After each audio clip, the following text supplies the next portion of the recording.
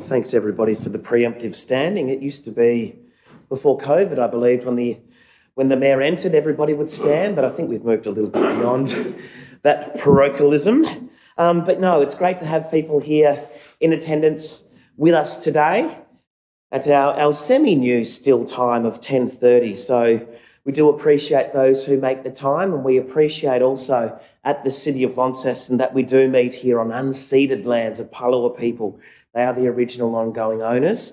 We're privileged to have such built history as well as the thousands of years of history there also. So we're opening today's meeting at a little bit after 10:30. Thank you.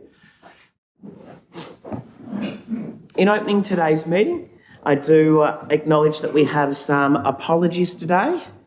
We have Councillor Gibson, Councillor Amon, thank you. Cheers. And Councillor Kai. Our apologies today. Thank you. And just as we start, something that we started with last week as we firstly adopted the meeting regulations, the updated meeting regs for 2025. This is just the statement to be made at the start. So, Local Government Meeting Procedure Regulations 2025, Regulation 8. An audio-visual recording is being made of the meeting today. All persons attending the meeting are to be respectful of and considerate towards other persons attending the meeting. Language and conduct at the meeting that could be perceived as offensive, defamatory, or threatening to a person attending the meeting or listening to the recording is not acceptable. So that's just a little disclaimer as we start. Thank you, Kelsey. Okay, no merit acknowledgements today, so we'll move forward into declarations of interest. A councillor must declare any interest that a councillor has in any matter before that matter commences into discussion. Are there any declarations today? Okay, they're being done. We will continue through the agenda with the confirmation of minutes at 4.1. Recommendation being that the minutes of the ordinary meeting of the City of Council held here on the 10th, they be confirmed as true and correct record. Somebody please to move. Councillor Dawkins, seconded by Councillor Harris. Any contributions to be made to the minutes? Any amendments? Okay, let's put that to the vote then. All those in favour? That's all councillors present. The motion is carried. We have our council workshops conducted at agenda item number 5. 5.1 is that report, with the recommendation being that council notes the council workshops conducted and attended since the last council meeting for the purposes published in this agenda. Somebody please to move the council workshops. Okay, we've got the Deputy Mayor moving, seconded by Councillor Pentridge. Any contributions to the workshops? Anything from the table? Nothing further? Okay, to the vote. All those in favour? All councillors present. That motion is also carried there too unanimously. Looking at 6, we have councillors' leave of absence applications, which will be discussed through closed council. At 7, I don't believe we have any community reports that have been identified as a part of today's agenda, so I'll move to 8, which is questions by the public. At 8.1, we have questions on notice by members of the public. They're published as a part of this agenda, so we'll move forward into our public question time. Questions without notice by members of the public. At 8.2, you may ask a total of 3 questions each, starting with your name and your suburb, please. Mr. Baines. Thank you, Mr. Mayor. Firstly, this council decision to drop 8 meetings from the calendar is either kind of ill-advised failure or devious move to prevent ratepayers and residents the opportunity to attend and have their concerns noted. If this is not so, then why did council extend the time to 10:30? Many people were able to use an extended lunch break that enabled them to attend and have their say. That is no longer possible because of the altered time frame. This may be convenient for City of Launceston councillors, however, not so much for some of its residents or ratepayers. So my first question is, will this council have some open and honest discussion on the matter of adjusted public council meetings? Though I realise that status quo may be more important. But anyway, That's my Thank you, first Mr. Baines. question. Yes, no, we will be going through a review process, and we note also that there are other councils around not only Tasmania but the country that do monthly meetings, and that was a part of the discussion. We fell on the voted and endorsed 3-week period, but that will be coming under review. The time will also be under review around that as well, and there will be robust discussions around those also. Yeah, but I appreciate your feedback and your thoughts onto the extended lunch break and so forth. That will be taken into account. Thank you. What's the state of play with the bunya tree in Charles Street? This is sort of a public safety concern, isn't it? Yeah, so thank you, Mr. Baines. That has come through a council, and that decision has been made with the endorsement not only through the chamber here but also through Heritage Tas around a safety concern. With that having been voted on and passed through this chamber, that process now is in chain and outside of what the scope of this chamber has to do in terms of its requirements around decision making, and that will be a part of that process going forward. As to where that is in the process, I'm happy to take that on notice and to advise through the agenda for next meeting as to where that sits currently. Thank you. Does council ever feel the need to look after its core job of roads, rates and rubbish rather than spending money on things that really shouldn't concern it? Thank you, Mr. Baines, and thank you for your feedback there, particularly in the way in which we've had a very robust discussion as well around rates and so forth, and the social implications that are further sort of stepping into the role of council. But no, this is definitely something that's always front of mind when it comes to the decision-making of council and the fundamental R's, but also the pressures from the community and the ways in which council are moving into more social issues. That is a nationwide sort of sector approach, but no, it's definitely a part of the decisions that we have as council around the fundamentals, rates, roads and rubbish, and the social ways in which we're moving for support also. Definitely part of our decision. You are so good at this, Mr. Mayor. Thank you. Thank you for keeping me on my toes. Those acting lessons have done you well. Done you very well, Mr. Baines. Mr. Ganninan. Hi, Ian Ganninan, 20 Pine Avenue, Newstead. Congratulations to the council on the announcement of the development of the Birchells building. What a fantastic project going ahead. Employing a heap of workers, housing, shops, revitalising them all. How fantastic. However, there's another 320 odd buildings sitting on a list somewhere, which I actually saw the other day. And sadly, only 10% of them come up to scratch. And 90% of them, nearly 290 buildings, are below standard and do not meet any compliance measures at all. I don't know how much you realise. Council is exposed in that area. Other councils I've been involved with have put an asset management plan in place 20 years ago. This council, who says that we take pride in our work and pursue a standard of excellence, would probably get a 0 on that subject. As I said, you've got exposure, non-compliance. I believe that a report's going to come back to council in 12 months' time to look at those buildings. I would suggest council probably looks at some of the low-hanging fruit now. There's things like there's a building boarded up at the top of Frederick Street with homeless crawling in through the gaps in the walls. There's a property out Lamont Street, which is the next depot, which to me should be looked at now to get rid of, dispose. They can then pay, a new person could be paying rates, additional income, not require insurance, not be fixing vandalism, off your depreciation schedule. And hence, those low-income earners can afford a cup of coffee instead of a rate increase. And I say that because you look at Hobart City Council, they've announced a 3.5% rate increase, which, as I said, is fairer to those low-income earners, the fixed income earners, etc. And the other side was, I looked at quickly, and I'm asking for more information, is on the Queen Victoria Museum. Last year, you've adopted a loss of 6.971 million, and this year you've adopted a budgeted loss of $7.75 million. Now, Councillor Kay and Pentridge looked at reducing the rates from 5.4 to 4.9 without justification.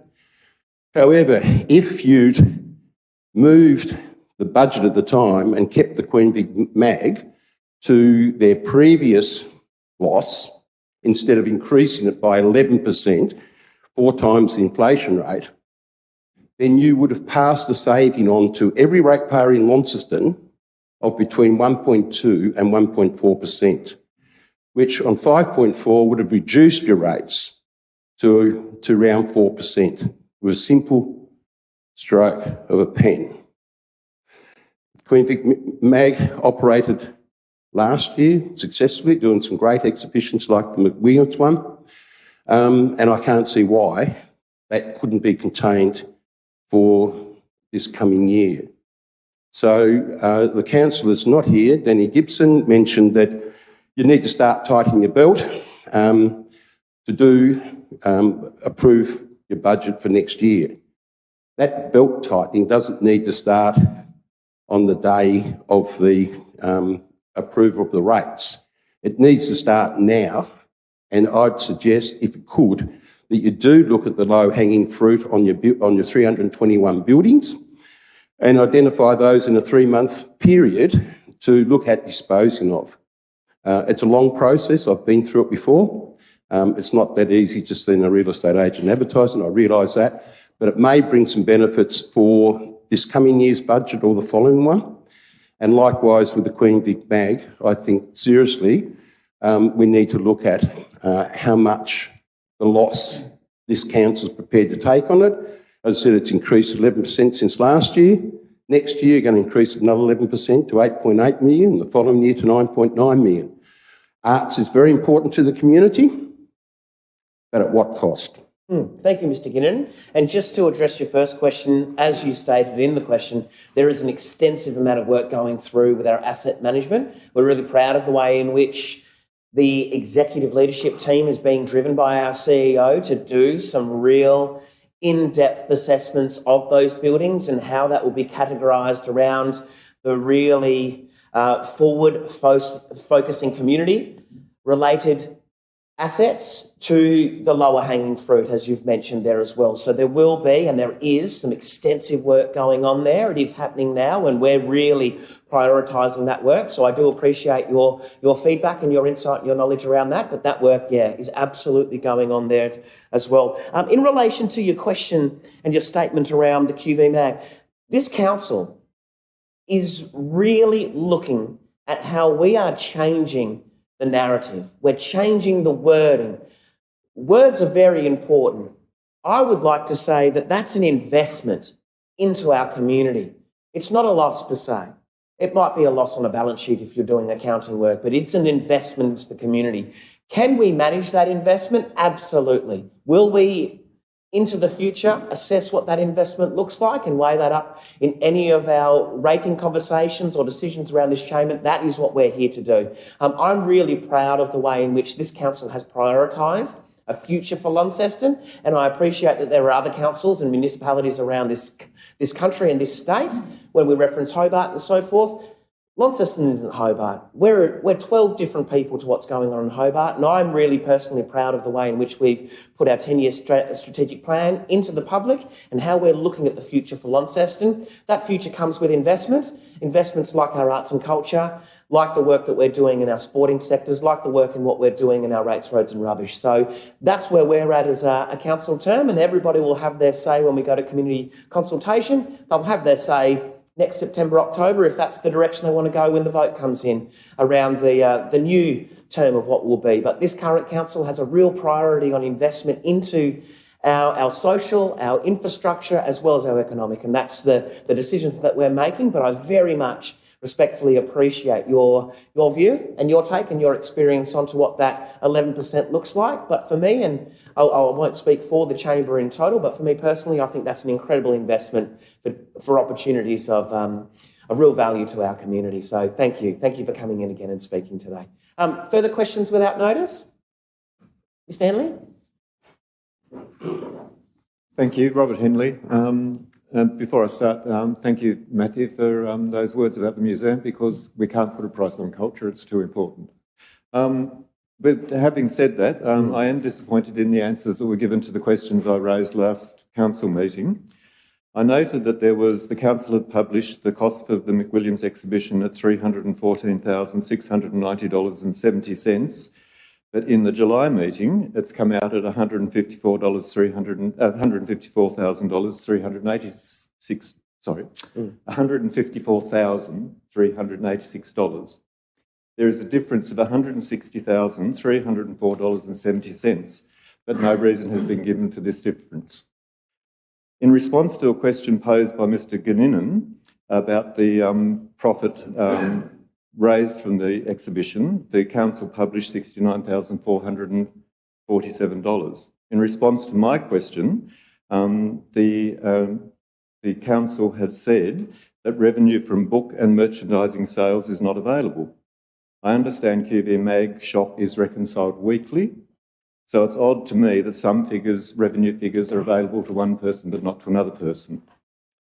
Council officers have also not answered the question that I asked about the estimated benefit to the city from visitors to the McWilliams exhibition. No reason given.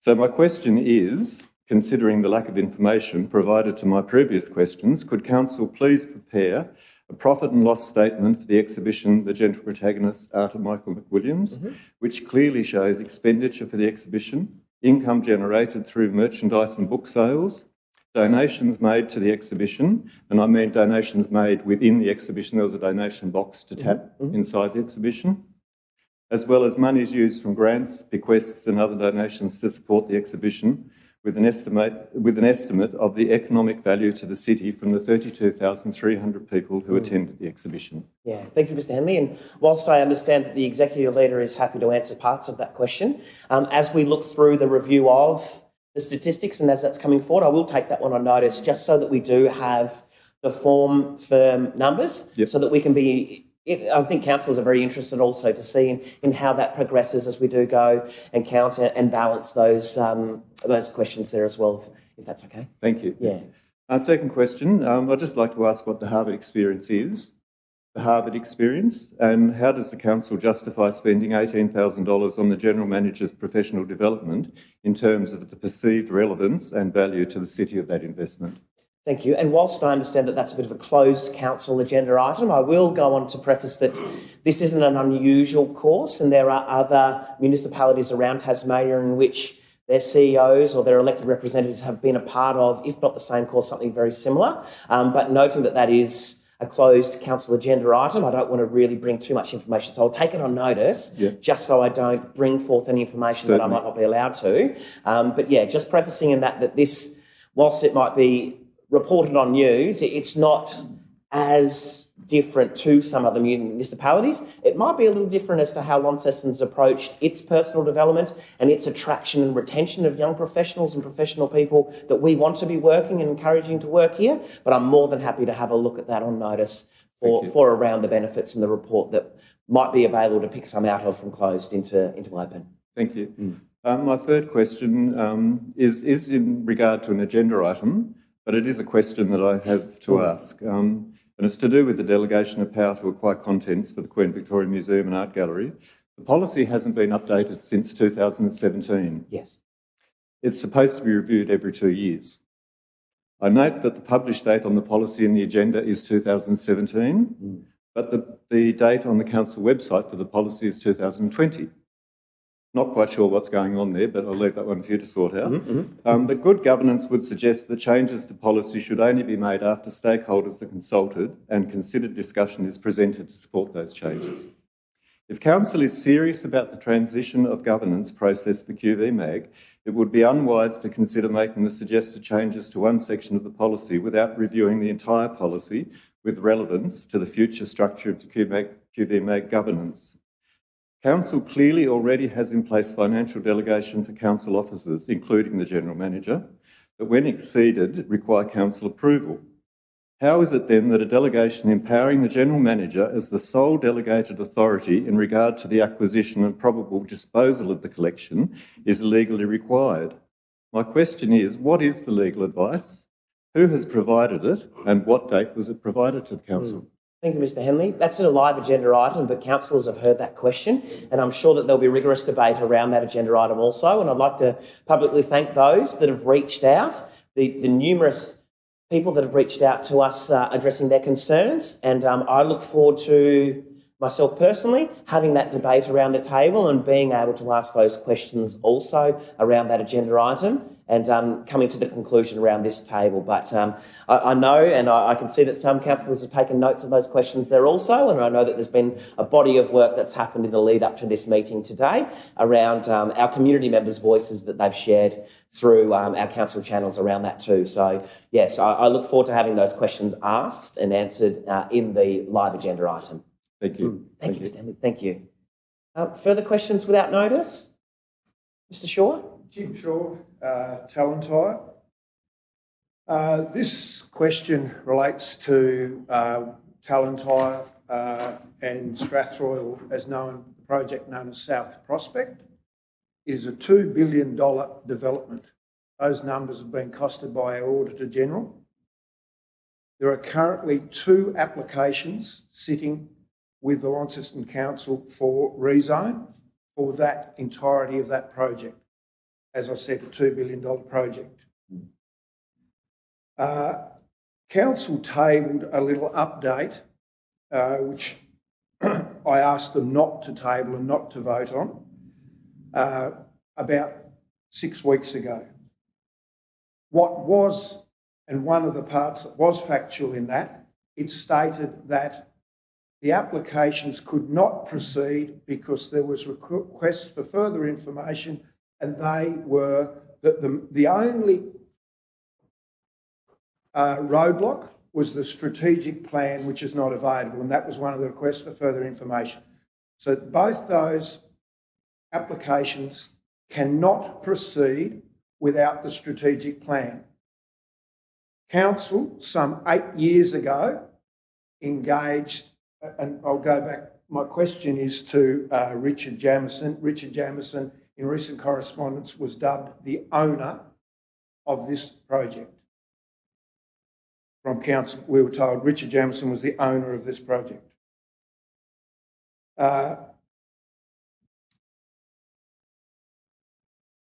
So we're requiring, some 8 years ago, Mesh was engaged to go through this rezone project, the same as they've recently been engaged to go through through St Leonard's, where they had a 9-month time frame to complete that, and which only a few months ago, or 1 month ago, they got a 12-month extension. However, we'll stick with South Prospect. Some 8 years ago, they were engaged. They consulted with Launceston. There has been $747,000 at least expended by the Launceston City Council on consultants, not the time of the Launceston City Council, but on consultants. Mesh have received $199,000 at least. We have been asking for some time for a draft report, and specifically there was an email trail and request that go back to the 5th of June, and on the 18th of June we were told that we already had it, the draft report. We don't. Then on the 25th, we were told that, it was being confirmed that it would be sent to us. And then recently, on the 27th, Mr Jamieson said he was considering the request. And then on the 30th of the 6th, it was being considered by the governance team. And we still don't have, as of today, we still don't have this draft report. This draft report was paid for in invoices on the 5th of 23, the 11th of the 5th, 23. There was further money spent on the 1st of September, 23, and the 18th of July, 23. So this has been paid for. We have a $2 billion development that is dead set stonewalled because council have it, and council are the only ones that can do the strategic plan. My question is to Richard Jamieson, what possible reason could there not be for releasing the draft report, which we were told in meetings with the former CEO and former planning staff that that draft report was being prepared for us to work with? All we have received from Mesh for their $199,000 is one A3 drawing, of which our submissions, our applications, rezone applications mirror. However, we do not have the written report to go with. That is holding up a $2 billion development, housing that Launceston urgently needs and is way behind on. It is costing in holding costs. We have been asked by council to spend exorbitant amounts of money supplying reports and things ourselves at council's direction. We've done all of these things. We finally, when council dropped the ball, we finally, both JSC and Shaw Property Development, submitted their applications. We're being stonewalled by the lack of this one report. There has been $747,000 spent purely to get the consulting reports required to do only that strategic plan. So my question to Mr. Jamieson, what possible reasons could anybody have, the report has been paid for not giving us that justification report? Why has it taken the government's team over a month to come back with an answer? And secondly, what do we think the cost is to all, the Launceston City Council, the ratepayers, Greater Launceston, for stopping a project as big as this? Just two questions. What possible reason can we not have this report? And two, what is the cost to Launceston of not having this project proceeding? Thank you, Mr. Shaw, and I will take that on notice, as the depth and breadth of that information required would require a bit more than what I'd be able to facilitate for you here today. But thank you for the question. Further questions without notice? Mr. Mayor, Robin Smith, on behalf of the Republic. On arriving at the council chambers today, I was advised by a councillor. I don't have social media, so I don't know what goes on half the time. But there is an allegation that you parked a black Mercedes-Benz car on a disabled zone on Sunday. And I was wondering if council's traffic department will be issuing an infringement to the driver of that vehicle, because it wasn't yourself, Mr. Mayor, as I understand. Under Road Rule 2019, Regulation 2203, a driver must not stop on a parking area for people with disabilities, because, of course, it is required, even on a Sunday, 24 hours a day, always for disabled people to be able to pull in, not have to drive around. Will council be issuing an infringement to the driver of that? Thank you, Mr. Smith, and thank you for the opportunity to say that, yes, that's not my car and I did not park it there on that day, but I'll be working with the governance team to look at the expressions that have come through around concern with that particular item. But no, I don't have the details to be able to issue that information right now, so I'll take that on notice. But thank you for the opportunity to say, no, that wasn't me or my car or any car in my... No, I know it wasn't you, it was me. But question on graffiti litter. Under the cover of darkness, on the 15th of July, just before the state election, a number of self-adhesive A5 political posters were stuck around Mall, the CBD generally. There were hundreds and hundreds and hundreds. They were applied to council benches, bins, poles, traffic lights. Some of these signs were the right way up, some of them are upside down, some of them are on private property, most of them are on council property.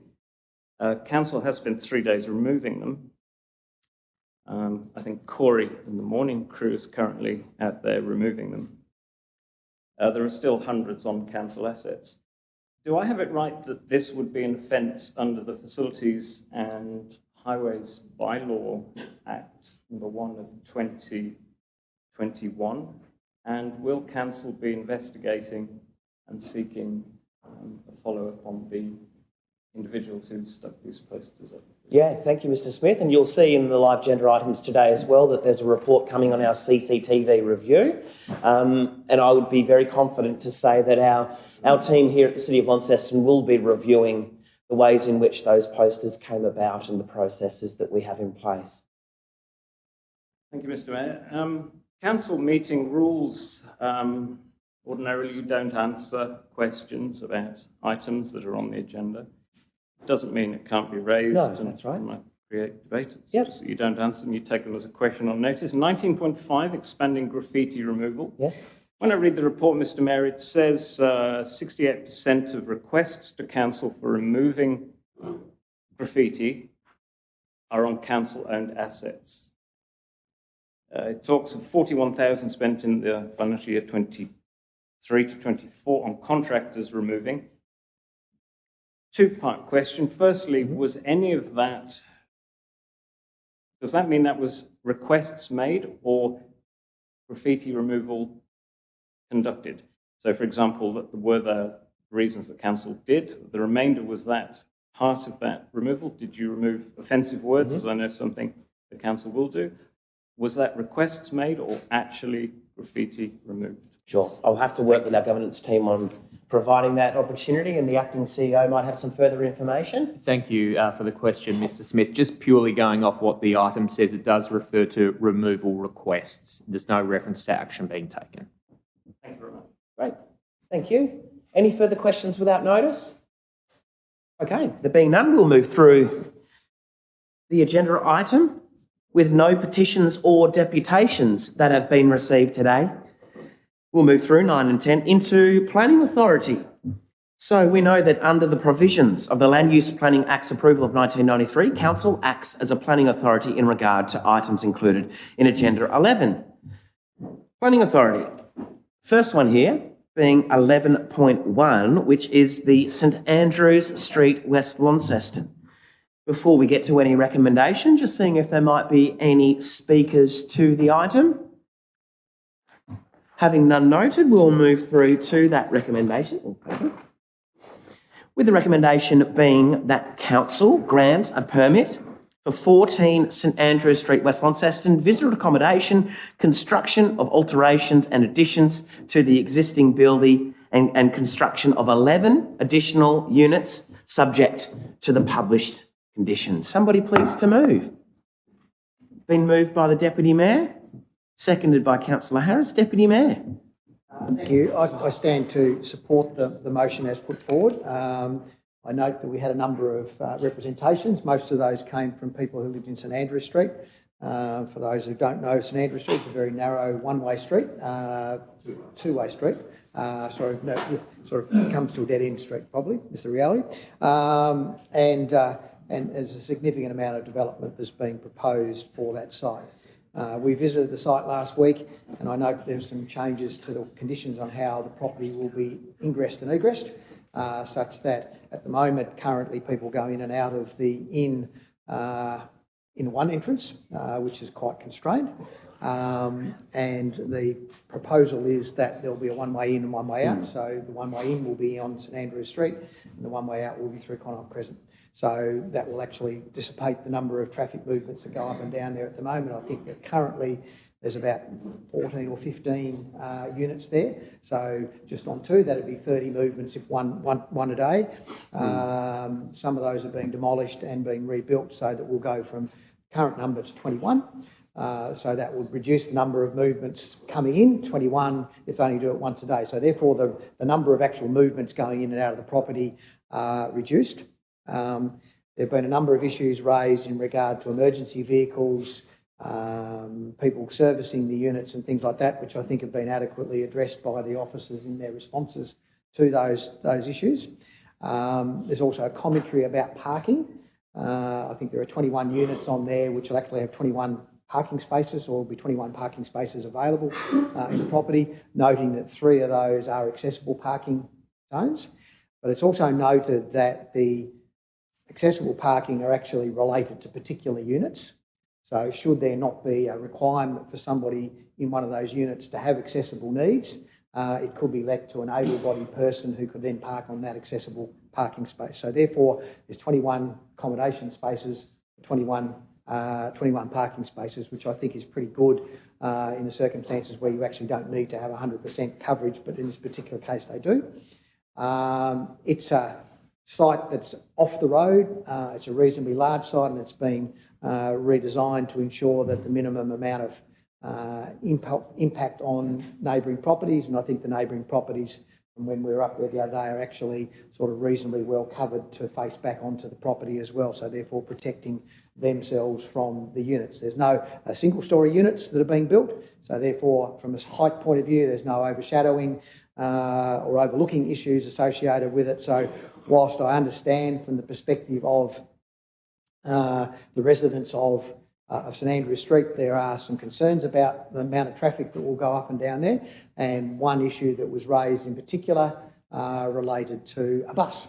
And I'm not quite sure how. I mean, we went up in a bus, that didn't come out so well when we came back out again, but there are adjustments going to be made to the into the entrance there, which would actually prevent the issue that occurred with us as we were coming out occur, but you wouldn't be coming out that way under the new access regime. But I hope that we now have an airport bus, maybe, that's going to be a bigger bus, that common sense will apply and they won't try to go down that street, because I don't think that's going to work at all. So that was another issue that was raised with me. But having said that, I think that the development has thought through all of the major planning issues. Our planning officers have given us good responses in relation to the issues that have been raised, and I think therefore we need to approve this today. Thank you, Deputy Mayor. Anything further to add, Councillor Harris, from the report? Yes, just a couple of items. I've known of this property since I was a child. A friend of mine used to live there, and I guess this is an example of a 1 acre or 4,000 square metre block in a residential suburb, which is effectively becoming a Airbnb hotel. And that is because we haven't had the development of actual hotels get out of the ground. And so it's very important to understand the market of why this is occurring, and it's good to see that we are now seeing the Fragrance Hotel finally being started after being approved many years ago. So I stand to support this today.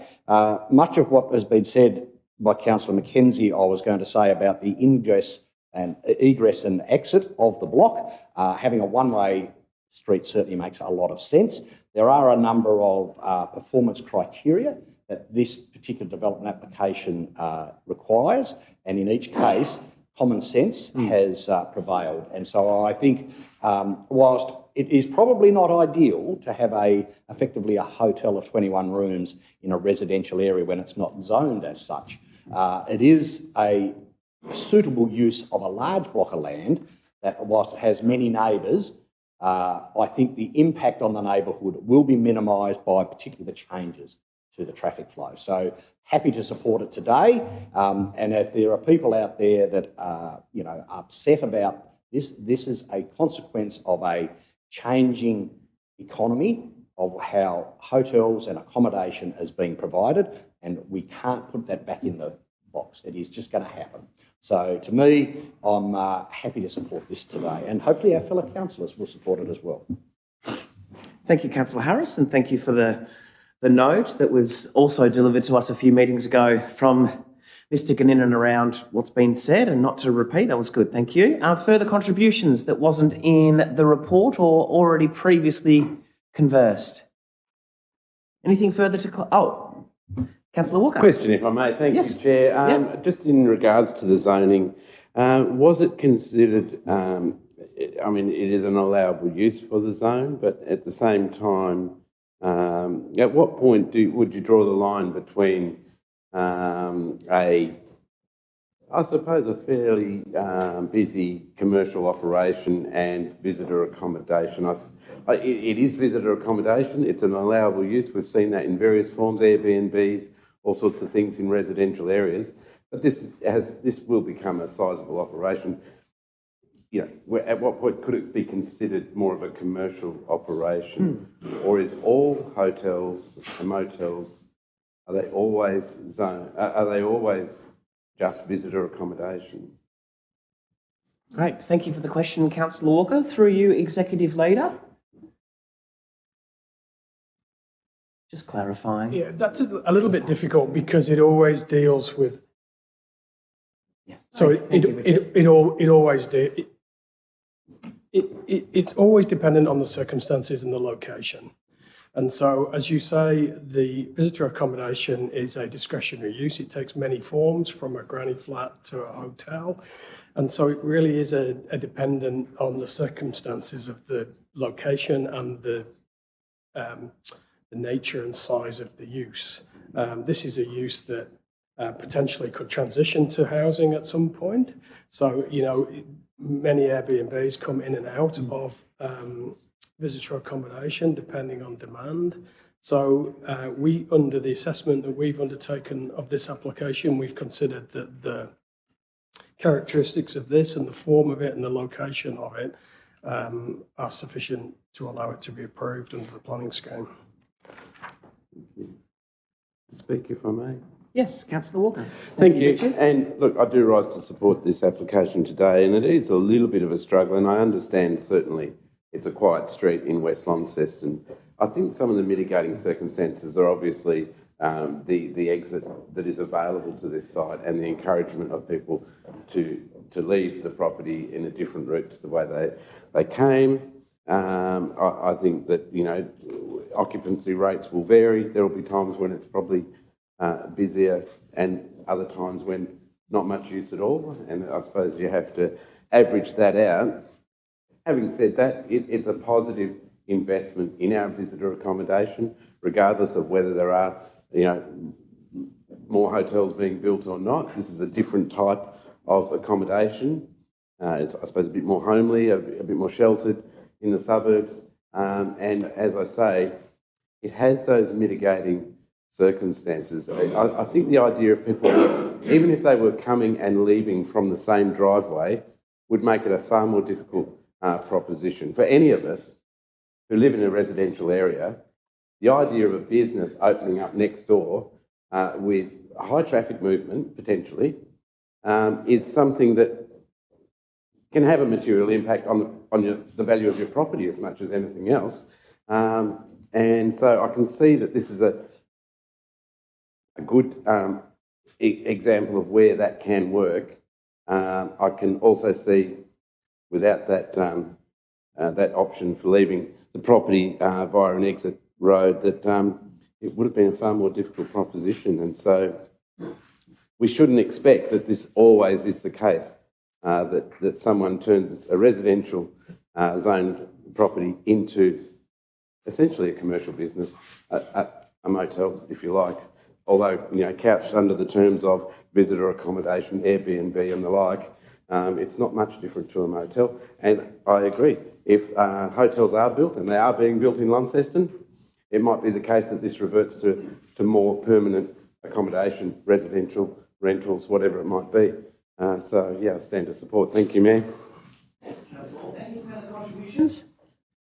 Anything further to close? Look, I will close. There are a couple of Mayor? just things I forgot to mention. I think that clearly the other issues with clear signage, and I think the ingress and egress out of the property, I think, is the game changer, in that the number of vehicle movements will actually reduce coming up St Andrew Street because they're going to go out the other way as a story. And I think that's been noted in the officer's comments in regard to the fact that there'll be clear signage to say you do not enter, you do not exit the same way you came in. So I'm comfortable with that, and obviously the construction aspect of the site itself probably lends itself to most of the construction aspects coming on, and I imagine most of the construction traffic will probably come out of Connaught Crescent.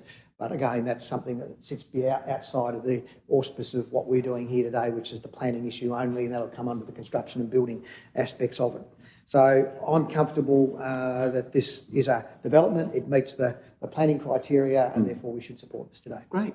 Thank you. Putting it to the vote then. All of those in favour? That's all councillors present. The motion is carried.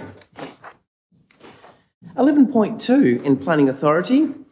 We have the DA Tasman Highway in Waverley. And again, before we get to the, thank you, Mr. Smith, before we get to the recommendation, I don't believe there's any speakers. I've got none noted. So we'll move forward to that recommendation, being that council agrees to and initiates a scheme amendment, changing the zoning from rural to rural living A at 476A Tasman Highway, Waverley. and the further published conditions. Somebody please to move. Councillor Harris has moved, seconded by Councillor Pentridge. Councillor Harris. Thank you, Mayor. Yes, this is an application to rezone the land to rural living. Rural living land generally in Launceston has been on the outskirts and has provided a barrier to stop the suburban spread. And I think in this case, this particular land, which is off Boomer Road, but just down the road from Drivers Run and other developments along the Tasman Highway, will in fact help provide that barrier between what is rural land further out of Launceston and that land that is being set aside ultimately for subdivision as residential land. So all the paperwork that we've seen, the reports indicate there is sufficient demand. The only real issue that I have with this style of development is that it tends not to provide enough amenity for local, for residents to be able to walk around their neighbourhoods, because footpaths aren't required, and yet people still, and we see it at Drivers Run, we see it in other developments like this outside our municipality at Devon Hills or at the back of Riverside, where people are found themselves to have to walk only on the road rather than there being an actual footpath provided. However, that's not required under the planning scheme, so I can't complain too much. But I do ask that developers consider that when they make their application, that people will want to walk the dog, just go for a walk, ride their bikes, not only on their 1 hectare property, but in fact in their local neighbourhoods. And so provision for that is something that I'd like to see in the future.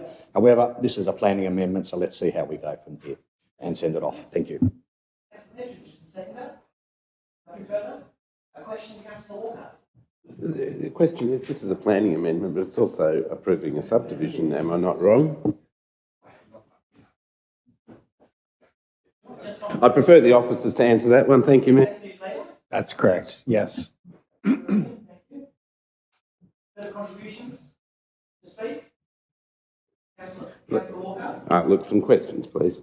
Yes, it is not just a planning amendment, it's a subdivision. And I must say I'm becoming less and less enamoured with the combined application for rezoning and for a subdivision at the same time. I have issues with some of the rezoning that may be separate to the subdivision itself. And it's very difficult, to approve one and not approve the other. Councillors are within their rights to reject this based on their opinions about the rezoning. Councillors are also within their rights if they find that the subdivision itself does not meet the planning scheme. But it's difficult to separate the two. I suppose that's the point here. So my question is, was there any discussion around, I believe that Boomer Road itself, there may be some expansion of the width, but we also have a flood zone on the creek at the bottom, which now has become part of, which will become part of private parcels of land with no, and that land going right to the creek boundary, meaning with no access. Was there any discussion about public areas, either footpaths, widening of the creek, what would you say, flood attenuation zone, is that what you'd call it?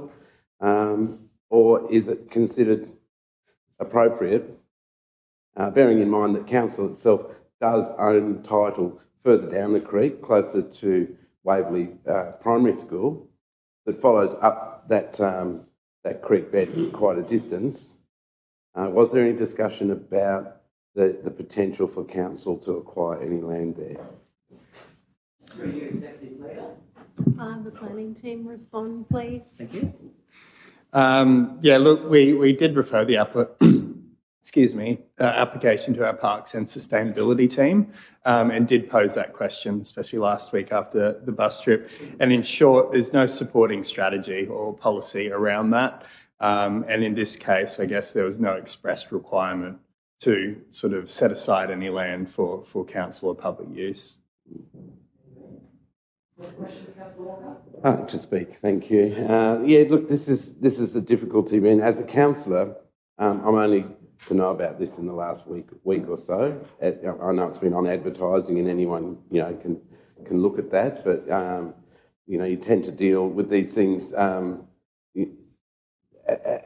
a need-be basis, I suppose. And by the time it's presented to us, that decision has already been made. There was no discussion about the possibility of an attenuation zone there, for want of a better description. That opportunity would seem to be almost past. I can't place an amendment now that says, oh, these lots should be smaller, that council should seek to keep a strip of land there. The point being that from Boomer Road right down to Waverley Primary School, there would have been an opportunity to create a path for walking, for children going to school, for riding your bikes, just, in terms of simple access, not dissimilar through you, Chair, that Councillor Harris was talking about, footpaths and curbing and things like that. And it is only a matter of time when these houses are built, when people are living there, that they'll turn around and say, well, we want curbing in our street. We want a footpath in our street. That will happen. This has happened elsewhere. We are making the same mistakes over and over again. And I'm not saying that this is the fault of our planning team at all. It is the planning scheme itself that allows this, and we have limited instruments at our disposal to create this. So I suppose what I would like to see when there is, because these are things that could be discussed if this had come to us as a separate zoning application. This is something we could have discussed. But because it's here as a zoning application and a planning permit, it makes it more difficult. The plans are already there. These blocks already go down right to Distillery Creek. These blocks, in fact, will flood in that bottom few metres of that land, and people will know that when they buy the blocks. They won't be building there, but this land, in that case, won't be built on at all. It's of no practical use to the landowner, but it could have been of great use to the district. There are houses further upstream, for want of a better word, further away from Launceston, that could have benefited from being able to go down Boomer Street and get to a shared path. These things will disappear. This option will disappear, and people will lament it in 10 years' time that we didn't make those provisions. And a future council will also be paying for curbing. And I don't think that this particular developer will be contributing to that when we're being put upon to build a footpath or to build curbing. It just won't happen. A future council will have to bear the cost of that if it was to occur. So it's very difficult. On the face of it, nothing wrong with the application, nothing wrong with the rezoning, nothing wrong with the plan for the subdivision. There would seem to be some minor concerns around easements and water flow on the property. And I might just leave this with a question in regards to that. It seems that the block of land, I think maybe number 14, has an easement over it coming from the existing house that seems to be a surface drain. Is that correct? And does that mean that if it is the far western block, if it's not 14, I can't quite recall, and just some explanation there of an easement that goes from the existing house on the property as we stand, seems to be an easement heading, I'd say north, if you like, across the land there. And if I could get a bit of further explanation for that, if possible, that would be handy. Thank you, Chair. Thank you, Councillor Walker. Just through you, Executive Leader. We'll have our planning officer respond. That's all right. Look, there is a 3 metre wide easement along, I believe, that section you're talking to. That's an existing one for the property for their stormwater servicing.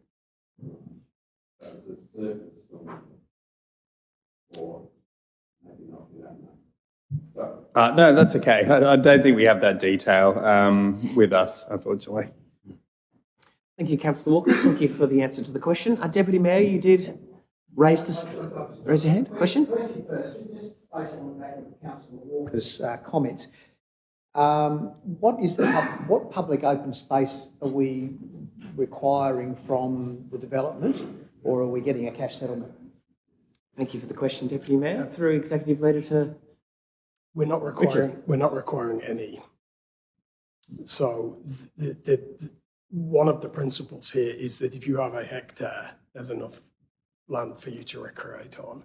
And the importance of open space is generally more important when you haven't got very much land, private land, and therefore the public land is more important. When you have a hectare around you, it generally speaking, and I don't want to generalise too much, but generally speaking, if you have a large area of private land, the reliance on public land is less. So it's not normal that we take parks in these areas. Thank you for that. I just wasn't sure what the situation was. I will speak to it now. Look, I think some very good points made by Councillor Harris and Councillor Walker in regard to Distillery Creek. The issue is at the moment the land is privately owned and we don't have access to it now. But I also take on the point now that if we're going to subdivide something and do that, now would be a time to be negotiating with the owner of land to be able to do some of those things which may set us up for the future.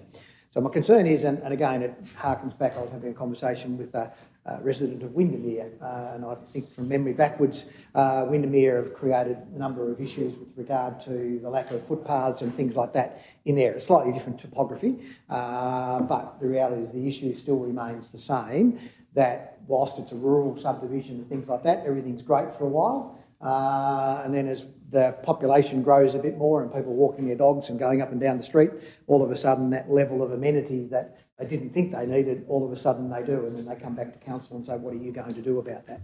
So I think in this particular case, in some ways the die has been cast by subdivisions that have already occurred around us up in that area with Drivers Lane, whatever it is, and so Drovers Run, and so therefore this is a logical extension to what's gone up there. It's actually quite a good development, I think, from the perspective of its location and its reference point back to Launceston. But again, setting up better suburbs and things like that we are endeavouring to do with the planning that we're doing forward, having somewhere where, particularly where you've got a creek, again, you've got other issues of liability and stuff like that you have to consider, where you had some riparian reserve or some reserve there, which would enable you to put a footpath or a bike path at some future stage. You might not do that in the first instance, but it's something that could be, would be useful, I reckon, in 20 or 30 years' time. Anyway, point is, I don't think there is a lot that I can do to change where we got to. The fact is that we are approving the scheme change, and a subdivision today. I guess we could suggest that we go ahead with the scheme. Okay, well, sorry, that's a question. Can we just do the scheme amendment without the DA? Is that possible?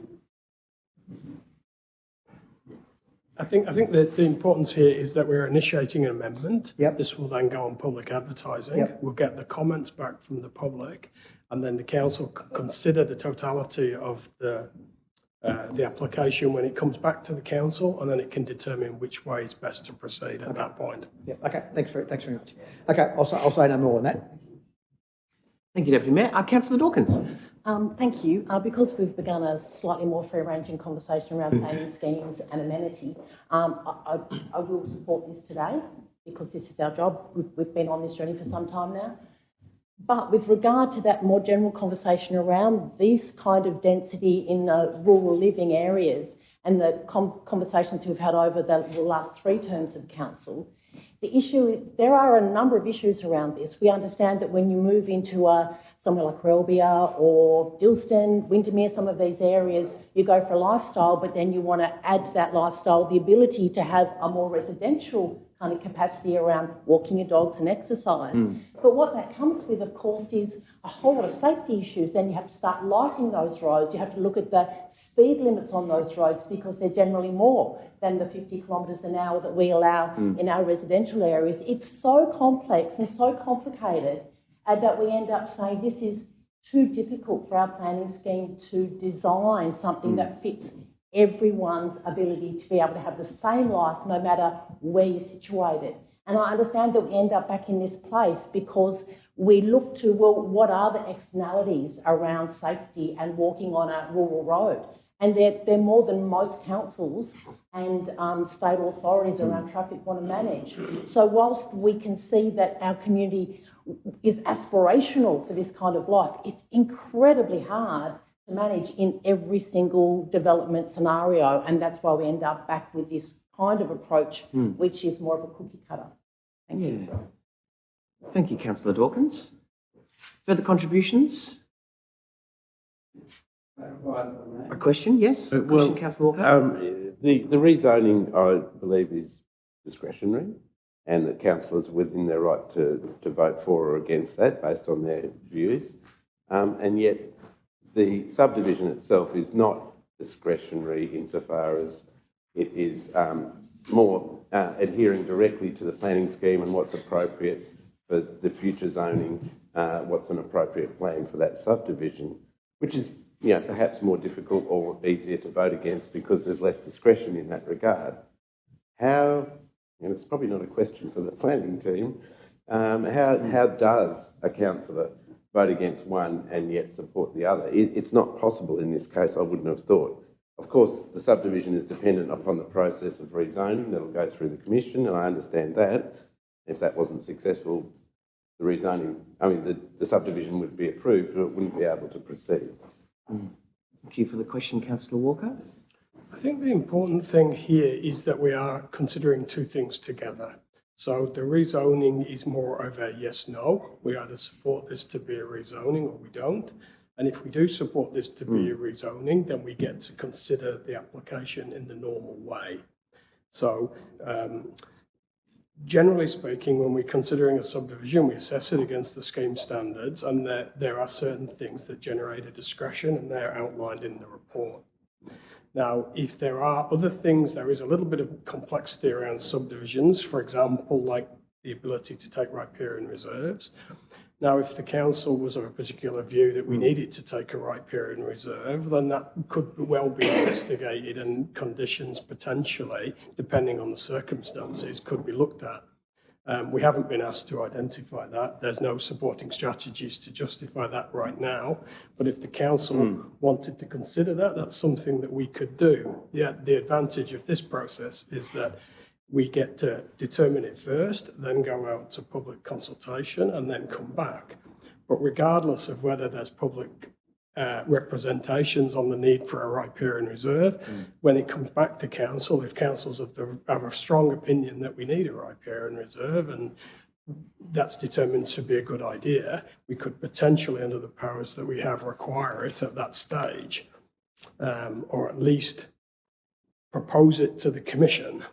Because under the Section 43A combined process, this will all go to the Commission should Council initiate it today.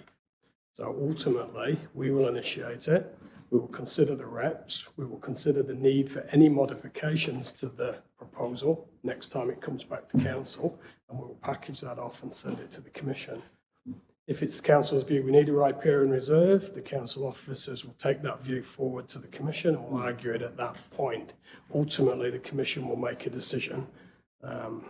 So does that kind of clear it up? Yeah. There is a possibility that Council could decide that the subdivision is just no good and could recommend to the Commission that the subdivision be refused. That is an option available to Council as well.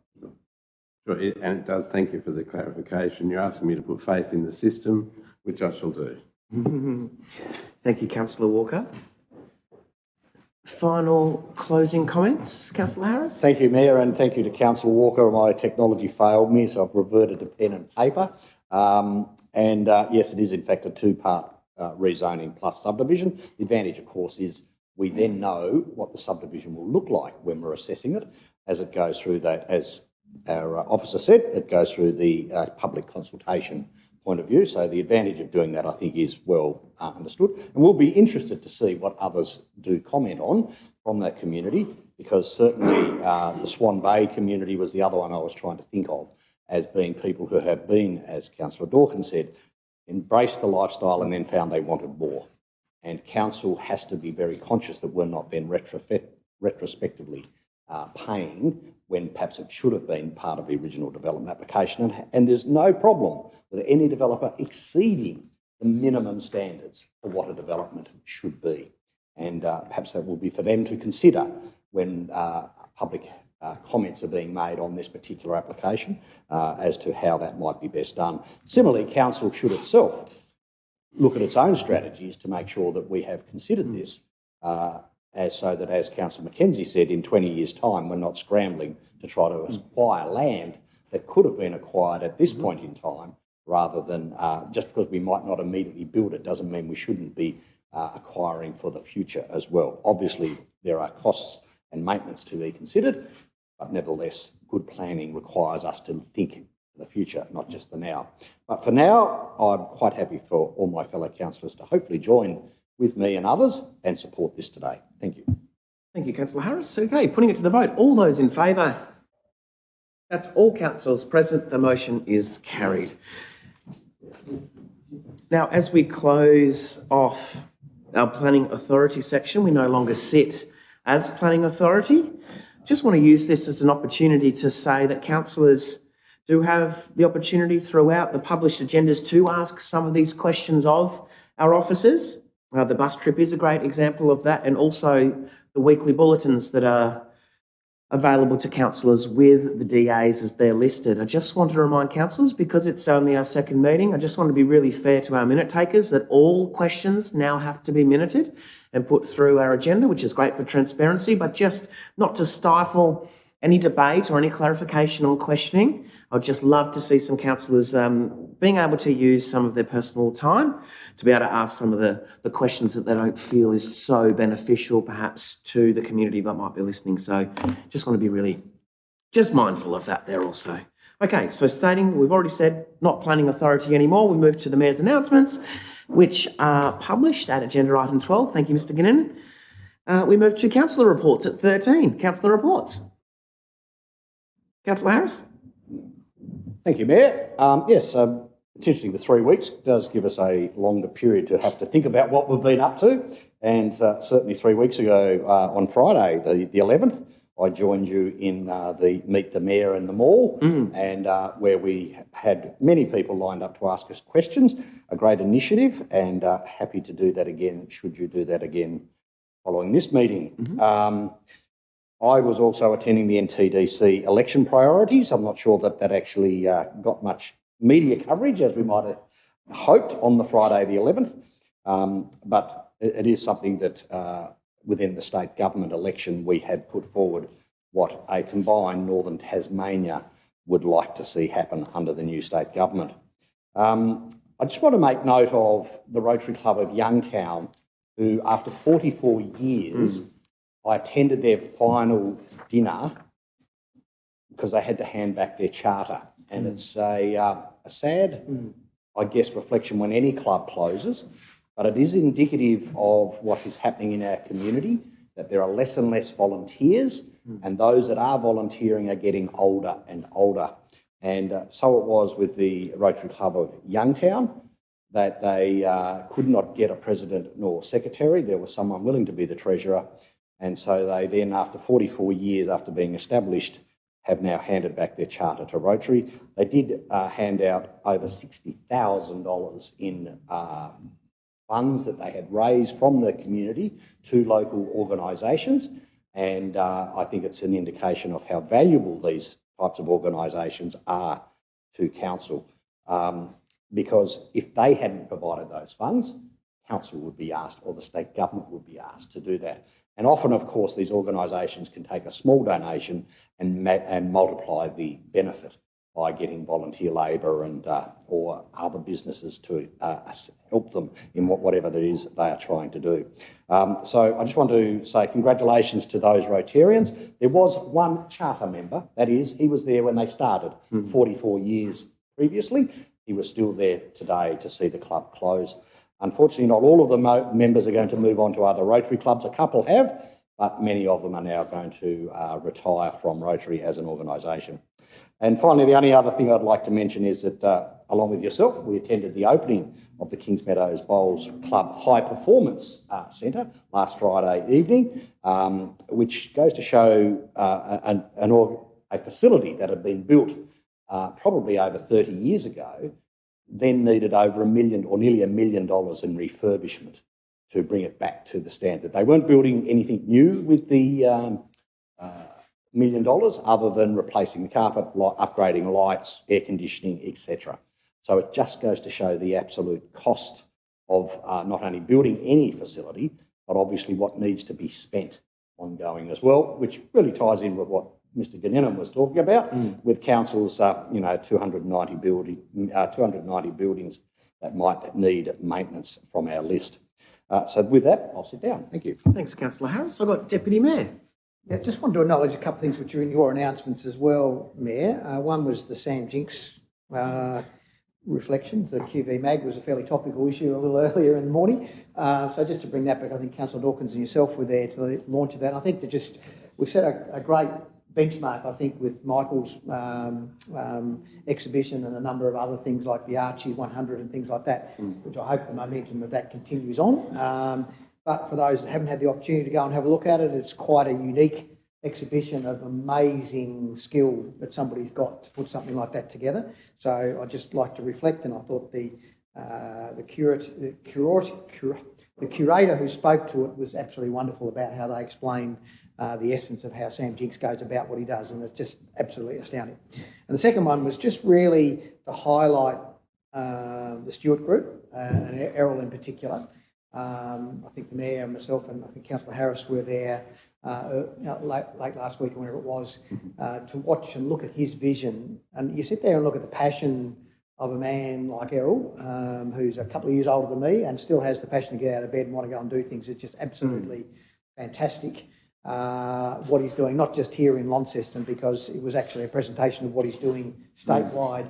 And he's doing things in Burnie, he's doing things in Devonport, he's doing things in Launceston, he's doing things in Hobart. So he's not just an icon of Launceston, he's an icon of Tasmania in regards to what he's done and doing and prepared to still go out there and take the risks to do. So I just wanted to publicly acknowledge what Errol Stewart has done for this city and further afield in Tasmania, because I think it's just been sensational what he's done. Thank you, Deputy Mayor. Further community reports? Okay, moving through the agenda then, we'll move into questions by councillors. At 14.1, we have questions on notice by councillors, which are published as a part of this agenda. So 14.2, questions without notice by councillors. Do we have any questions without notice? Councillor Britton. Thank you very much. But just a question, and it is about an agenda item. What's the process for the Launceston Flood Authority and how we appoint the chairman? Great, thank you. Acting CEO, as we look through, noting that that is an agenda item. I do believe there's a reappointment for Mr. Priest in the recommendations.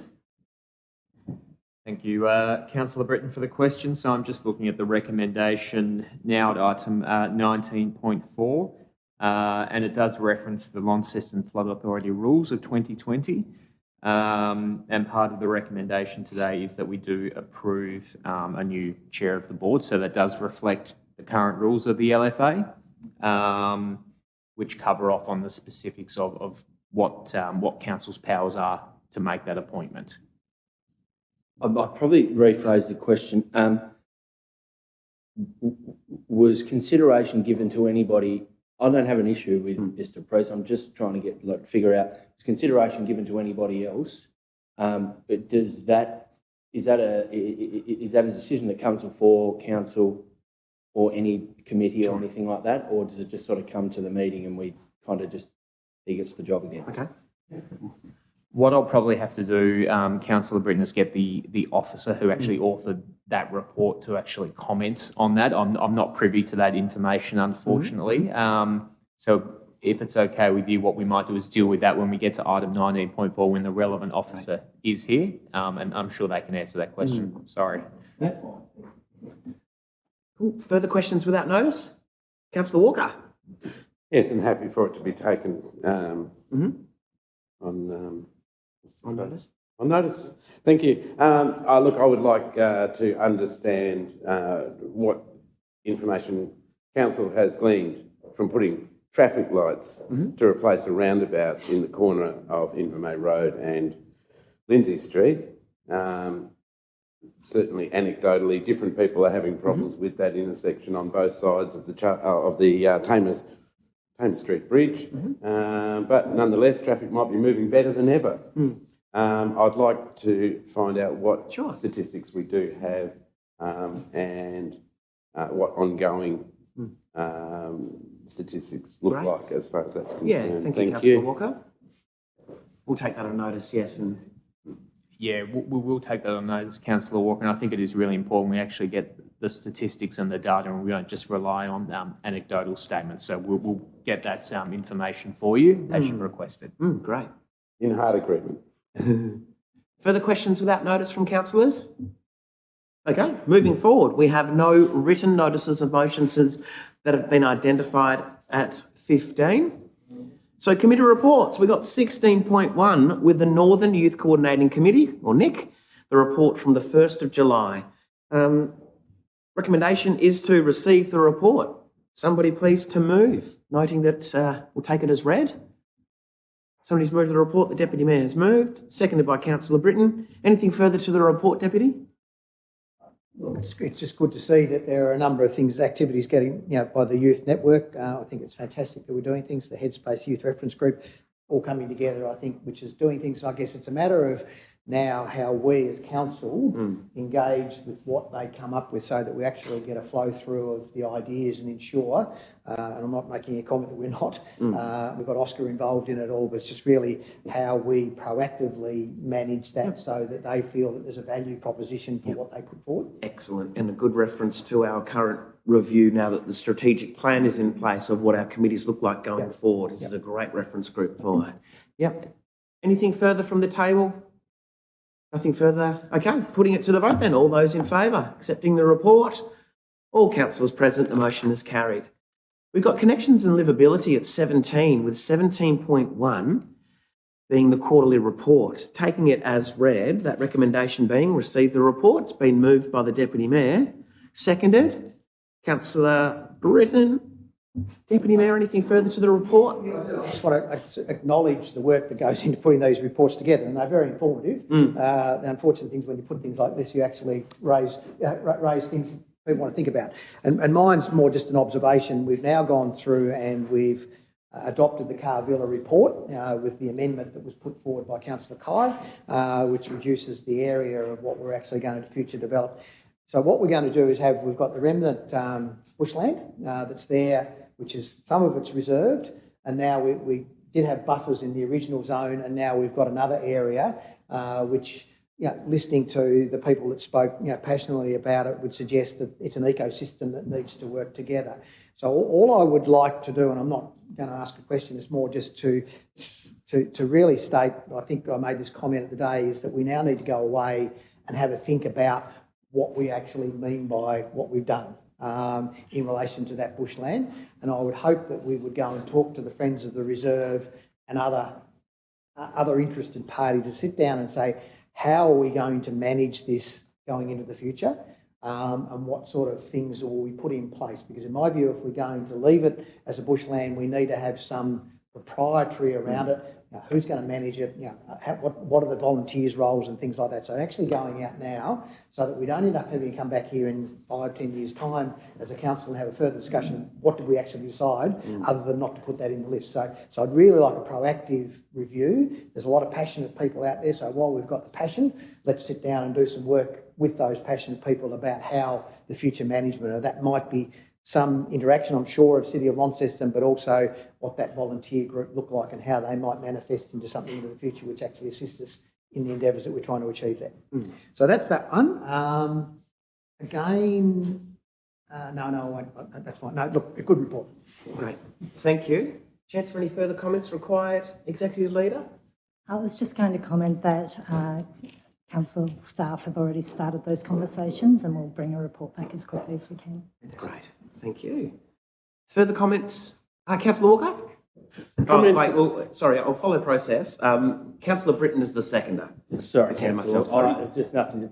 We've obviously got a few quarterly reports. I just want to say I'm sure in and of themselves they take a lot of time to put together. So thank you very much for that. And for the report. Thank you. Thank you. Further contributions, Councillor Walker? contributions and questions, if I may, Chair. Indeed, the LAC Learn to Swim program looks like it is again fully subscribed. Do we have any way of measuring how many people are not getting the opportunity to learn to swim because of the lack of opportunity, both from the State Education Department closing Glendew Pool and our inability to provide further opportunities up at the Aquatic Centre? Cool. Thank you for the question, Councillor Walker. And just noting that the Glendew Pool's been closed for almost 5 years, I believe, as well. So that data collection would have to be reflected in what's sought out, that it's not just with the announcement through the media that it has been closed for quite a while. But Executive Leader, I'm sure that there's a way of knowing what's on the wait list and so forth. So further commentary? Yes, Councillor Walker, thank you. My understanding is that a number of the schools that were no longer able to use that former pool are now using the LAC, which is great. Really our biggest barrier to increasing the number of children at the LAC is not being able to get learn to swim teachers and lifeguards. So that's our biggest struggle, and we're constantly working on that. Thank you. Has there been discussions once the and I accept, as you say, Chair, that it's been 5 years since that pool was used, but nonetheless, the final decision was made more recently to decommission that space. And at the time there was discussion, there was talk of us having discussion with the state government in regards to what we can offer schools. Has there been any discussion in regards to that state government perhaps assisting schools in order to facilitate great opportunities at the centre? I couldn't answer that off the top of my head, sorry, Councillor Walker. I can certainly find out more information though. That's fine. More questions, if I may. Thank you, Chair. I note with interest that we've listed there our sponsorship with the Hawthorn Football Club, and yet that's been an issue that's sort of suffered quite a bit of conjecture in the last few weeks. What is the status of our relationship with Hawthorn Football Club and the sponsorship arrangements? Through the Acting CEO. Thank you for the question, Councillor Walker. I'll need to take that one on notice and get the CEO to provide an update to councillors, which I imagine he can do at an upcoming workshop.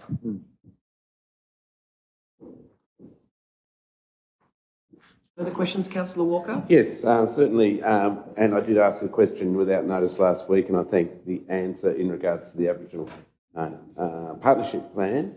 When it comes to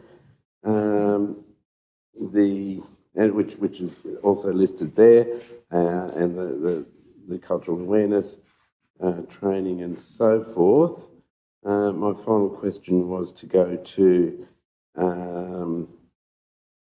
I've completely lost my place there. I'll let someone else ask a question and hopefully get back to it. Thank you, Chair. Thank you, Councillor Walker. I've got further questions from Councillor Harris and then the Deputy Mayor. Yes, thank you. And again, thank you to the staff who put together such a comprehensive report. And it does remind us of the many things that we do. And I am just focused on the residential parking changes, where 117 letters were sent out about changes to the parking around the LA Fit, and 273 to other parts of the city advising of changes under the residential parking scheme, where council has attempted to standardise the parking relationships that we have, and to date that only 54 permit applications have been received. I take it because it's relatively early in the process, we are yet to see people who might be surprised at the changes and how that might impact on them. Do we have a time frame when we will be reviewing what has been changed and whether in fact there needs to be any further tweaking or changes? Despite the desire not to make exceptions, I fully understand that, but I just need to, would like to understand what process we're doing, having made what is in fact for some people a significant change to how they live their life and where they park their car. And in some cases, it means that cars of children have to be moved outside their home to outside someone else's 400 or 500 metres away, so they don't exceed the time limits, because their parking on site actually is already 2 spots, which means there are no parking permits available for that address. And as such, adult children living at home who have cars, or in fact could still be attending university, are then being disadvantaged. Just to ask when we're going to do the review. Thank you, Councillor Harris. So through the acting CEO. Thanks. Thank you, Mayor. Through you, I will refer to the relevant senior leader who can hopefully provide a response. If not, we might need to take parts of it on notice. Councillor Harris. So one of your first questions was around how many permits have been issued and what timing around that. So residential parking permits are issued on an as-needs basis. There's not a specific time when they all become expired or up for review, and we are seeing an increase in some of those other areas reaching out now going, I might be eligible or not. Regarding the review of the residential parking policy, as per correspondence from Executive Leader Community Assets and Design last week, we will be reviewing the residential parking policy following 12 months from adoption, so that will be March next year. Great, thank you. Deputy Mayor. Yes, I did have a couple of questions. One was regarding Cataract Gorge and I guess the Duck Reach track. And I just question, given it's such a unique and well-used part of our Launceston thing. So we had a bushfire in March. We're here in July. And I note that we've currently sourced quotes from qualified contractors on the basis of engineering. So it seems to it's taken 4 months to get the engineering on it. It may well be appropriate given the nature of it, because clearly we're looking to be back on track in December. So it's a 9-month shutdown.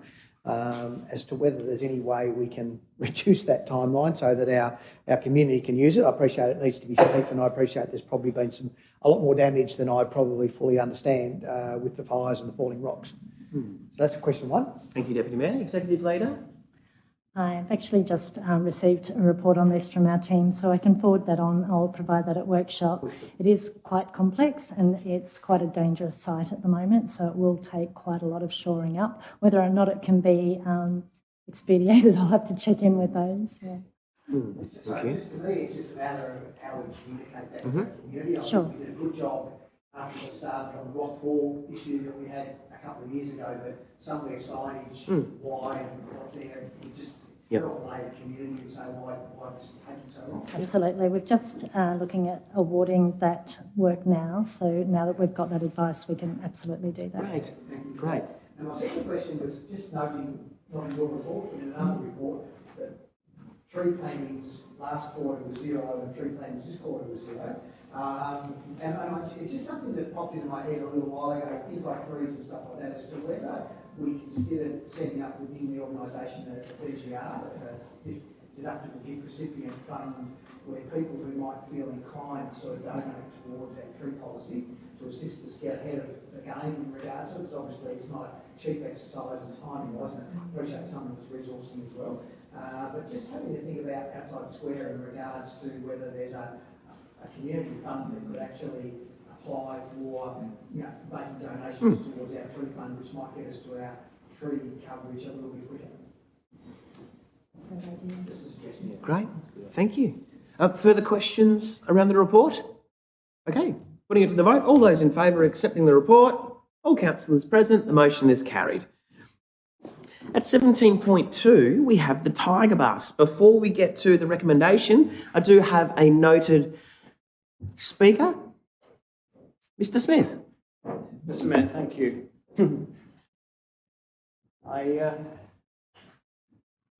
Talking about vehicles, as it happens. $5 million, I think, has been sunk into this project, fully funded by council, if I'm not mistaken. My question, and I know you won't answer it, it's rhetorical, but it doesn't seem to be loved by council or Metro. When I read this report, and it talks about on-time service of 50% approximately, it is absolutely appalling for a bus service. There's no livery on the bus. I've asked about that before. 2 years ago, it was debranded and it's just a standard bus that's used on other services in the morning and then handed over to the Tiger route. I couldn't find any brochures anywhere on it. There's nothing in the council chamber. The tourist bureau over the road was able to only print out a bus timetable. Nothing at the airports, nothing in the brochure exchanges for tourists. It doesn't appear on any public maps that I can currently find. The timetable is misaligned, as it says in the report, with the online. I caught the bus the other day, and it was, of course, yes, late. Bus stops weren't marked up near Duquesne.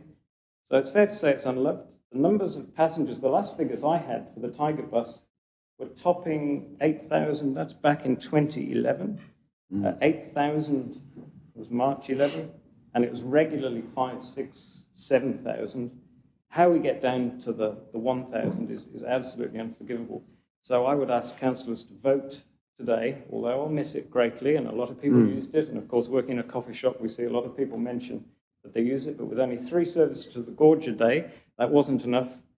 And unfortunately, this has fallen into, dare I say, forgive me, shameful ignominy that this service has been allowed to wallow to such a low, unloved state. It's really questions should be asked about it.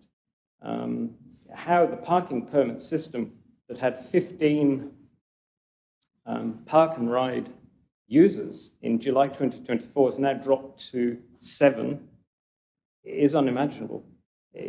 I don't think you could make a worse job of running this bus service with respect.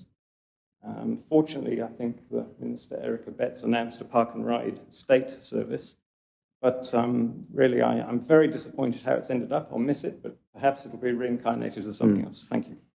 Thank you, Mr. Smith, and thank you for your comments there. I do believe that that's a great priority that this council has put onto the service around looking at its best practice and what it looks like going forward into the future. And that's what exactly this agenda item coming to us today is there to ensure that we're able to actually converse and see what the future of public transport networks look like and how council can take those forward steps in ensuring that we're strategically aligning with what our goals are, as well as really putting up the flag to saying this is what we believe the City of Launceston deserves and the ways in which we can be pushing that. So thank you very much for your comments on that.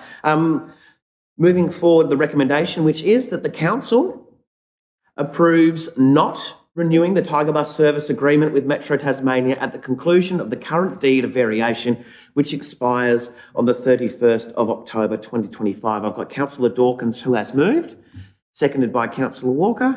Councillor Dawkins. Yes, it's disappointing to stand up and support this motion today.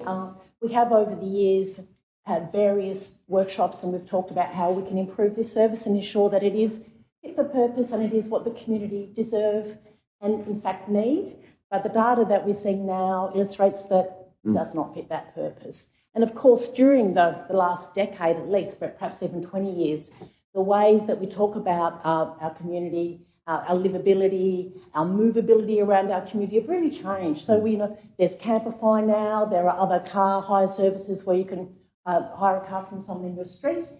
So you perhaps don't need to look at those more kind of structured, formal ways of being able to move around a city, but also we talk about, of course, using bicycles, e-scooters, walking. Launceston is an eminently walkable city, and perhaps a part of this movement shows that people are using different ways, we hope, rather than just relying on the car, which is really, as we all understand, the most common way that people use Launceston. We are a very car-centric city.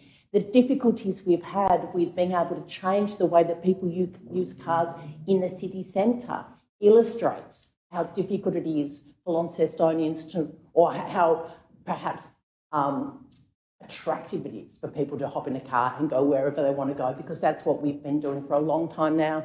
And this data shows that we have done it even more. And perhaps people are on metro vehicles, perhaps they're not.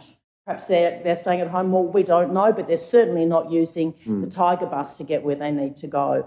We have been asked to reduce the impost on our budget. This is one way that we're showing that we can do that. We look at our services, look at what we're good at, look at perhaps what we're not so good at, and assume that this is one of those issues that we are not brilliant at operating, and therefore I support removing it from our budget and as a service to our community. Great. Thank you, Councillor Dawkins. Councillor Walker is the seconder.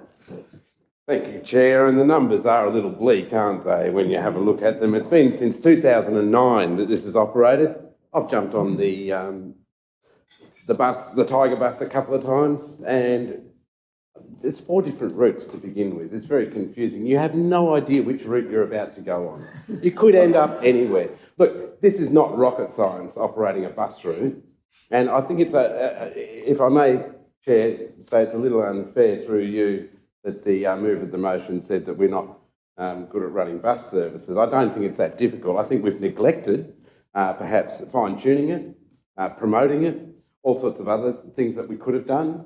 We've just accepted it as read. Meanwhile, you look at the numbers and go, oh, that's a lot of money that this has cost, $300,000 a year.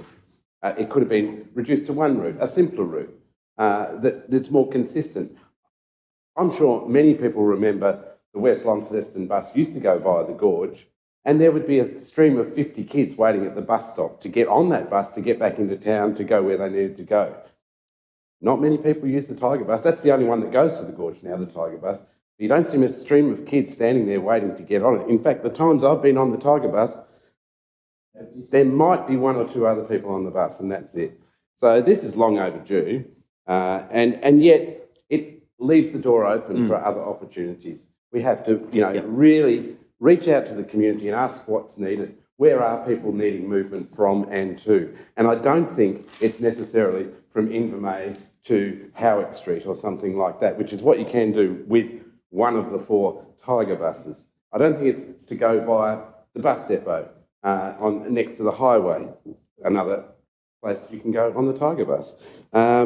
But if it was reliable, consistent, this is what people want. They want to know if I stand here in 5 minutes' time, I will be getting on the bus, and in 10 minutes' time, I will be at the destination I require. There are a few people who use the Tiger bus for that purpose, and of course they will lament this passing, but here's our opportunity. We have a tram down at Inverest that at the moment is limited from going from the old roundhouse down to the city end of Inverest. They have recently suggested the idea that they might be able to go across the Black Bridge. But Councillor Walker, if we just keep the comments around the Tiger bus, other opportunities are very exciting, but let's keep this down to the recommendation I'll today. just conclude by saying there are other opportunities, and we have previously run a municipal tram service in Launceston, and we could do again, but it has to be purpose-driven. Thank you, Chair. Thanks, Councillor Walker. Deputy Mayor, then Councillor Harris. Yeah, thank you. I think this is probably long overdue, and I take on board the comments that Mr Smith said, because I think to some extent we fell out of love with it, but I think it's probably before today in regards to the way that we've looked at it and the way that Metro have looked at it as well. So I think the reality of it is we live in a city where public transport is not a priority in most cases. We've struggled to get people to catch buses in and around the city. There are a number of things that we need to improve in regard to that. My sense is we draw a line in the history of this today, but I don't say we give up. I say, okay, let's step back now. I think let's not waste any more money on something that clearly does not work. But let's look at what might work into the future, and it may well be redesigning a better route and having our own bus, a small bus that takes people around at some stage in the future. So my point is, today, I think this is the right decision to do. It doesn't mean that we shouldn't look to do something else into the future which actually better serves our city. Some of that will be getting our city patrons to start thinking more about bus services than driving cars. But today, this is the right decision to be made. Thank you, Deputy Mayor. Councillor Harris. Yes, and thank you to my fellow councillors. I also think this is the right decision. The declining patronage, poor signposting and advertising clearly, as others have said, we've fallen out of love with the Tiger bus. However, with a budget of $340,000 a year, that opens opportunities to what we could be doing. And the word we're all looking for, I looked it up, was auto-normality. Auto-normality is where cars are seen as the preference or the only choice to in fact travel. And what we need to address within this city is, as Councillor Dawkins said, what are the other options? Whether it could be that you use a car sharing app like Uber, you could be using an e-scooter or e-bikes, etc. But we need to consider how best we spend this money, because we cannot continue to just accept that more and more trips will be made by private motor vehicles, simply because if we do that by 2050, we will introduce gridlock in our city.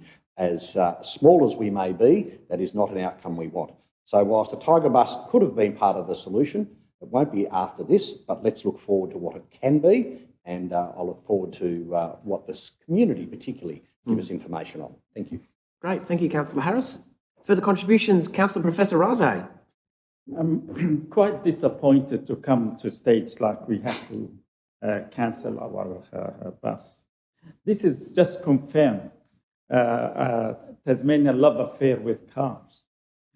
Just show you that since 2012 there has been 79% increase in the number of vehicles.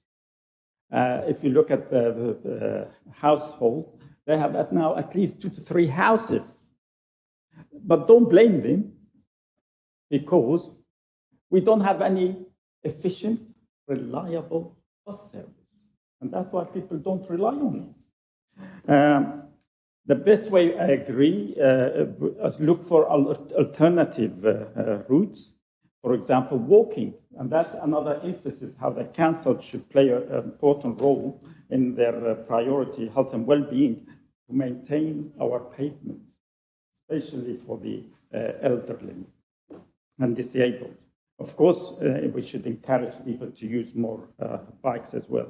But I'd like also to warn about the growing chronic health problems, especially in the north and especially the city, with the increased air pollution, which is a second, transport is second cause of it. So we would like to have more like strategic thinking about how we should provide reliable, efficient public transport in the future, but that by working with the private sectors and the state government as well. Thank you. Thank you, Professor. Further contributions? Councillor Pentridge. Well, I'm totally in disagreement. It's what we do, and we seem to do very well. If we don't like it, get rid of it, but we never replace it with anything. So might I be so bold as to suggest maybe horse and cart? Might at least give someone an opportunity to experience the joys of horse and cart. Maybe we give everyone a free pair of shoes so they can walk to go along with Councillor Razo. I would have preferred to have seen money's been allocated. And what we're really highlighting is we haven't done a very good job of it, have we? We've had to let the busman backwards and forwards, we've spent the money and achieved nothing. And now let's bury our heads like ostriches and pretend it never happened and just forget about it. Or why don't we use this as an opportunity to add to it and find a new alternative? We don't want cars in the street or in the city. I think there's a lot of other things we could be doing. Queensland, from what I'm led to believe, fund a 50-cent fare anywhere within quite a large radius. Right? What are we worrying about? The money's already spent. And one of the things I'm very confident with my colleagues, we'll find something else to waste that money on. And I think I'll go to that. And so I think that was a good idea. It's just we never perfected it. So we'll leave it at that. Great. Thank you, Councillor Pentridge. A great opportunity for reflection to find a better way to do what's more reflective of what our community is doing in today's current climate. Great opportunity. Further contributions? Okay, Councillor Palmer. Thank you, Mayor. Tiger Bus. Simple facts are, and I like to deal in facts, people aren't using it. The youth of today are using those wonderful scooters that are around the place. And if you're my age, I'm using a car, which I love. The youth love the scooters. People aren't using the Tiger Bus. It's unfortunate. We'd love them to use it, but they haven't been. It's pretty much empty. It costs us close to $350K per year, an increase of $37,000 since July 2025. It's not sustainable. We are looking for budget savings, and this is a really good opportunity to look where we can use those savings in another area. Thank you very much. Great. Thank you. Anything further to close, Councillor Dawkins? Okay, to the vote. All those in favour? Those against? The motion is carried. Councillor Pentridge and Councillor Professor Raze against.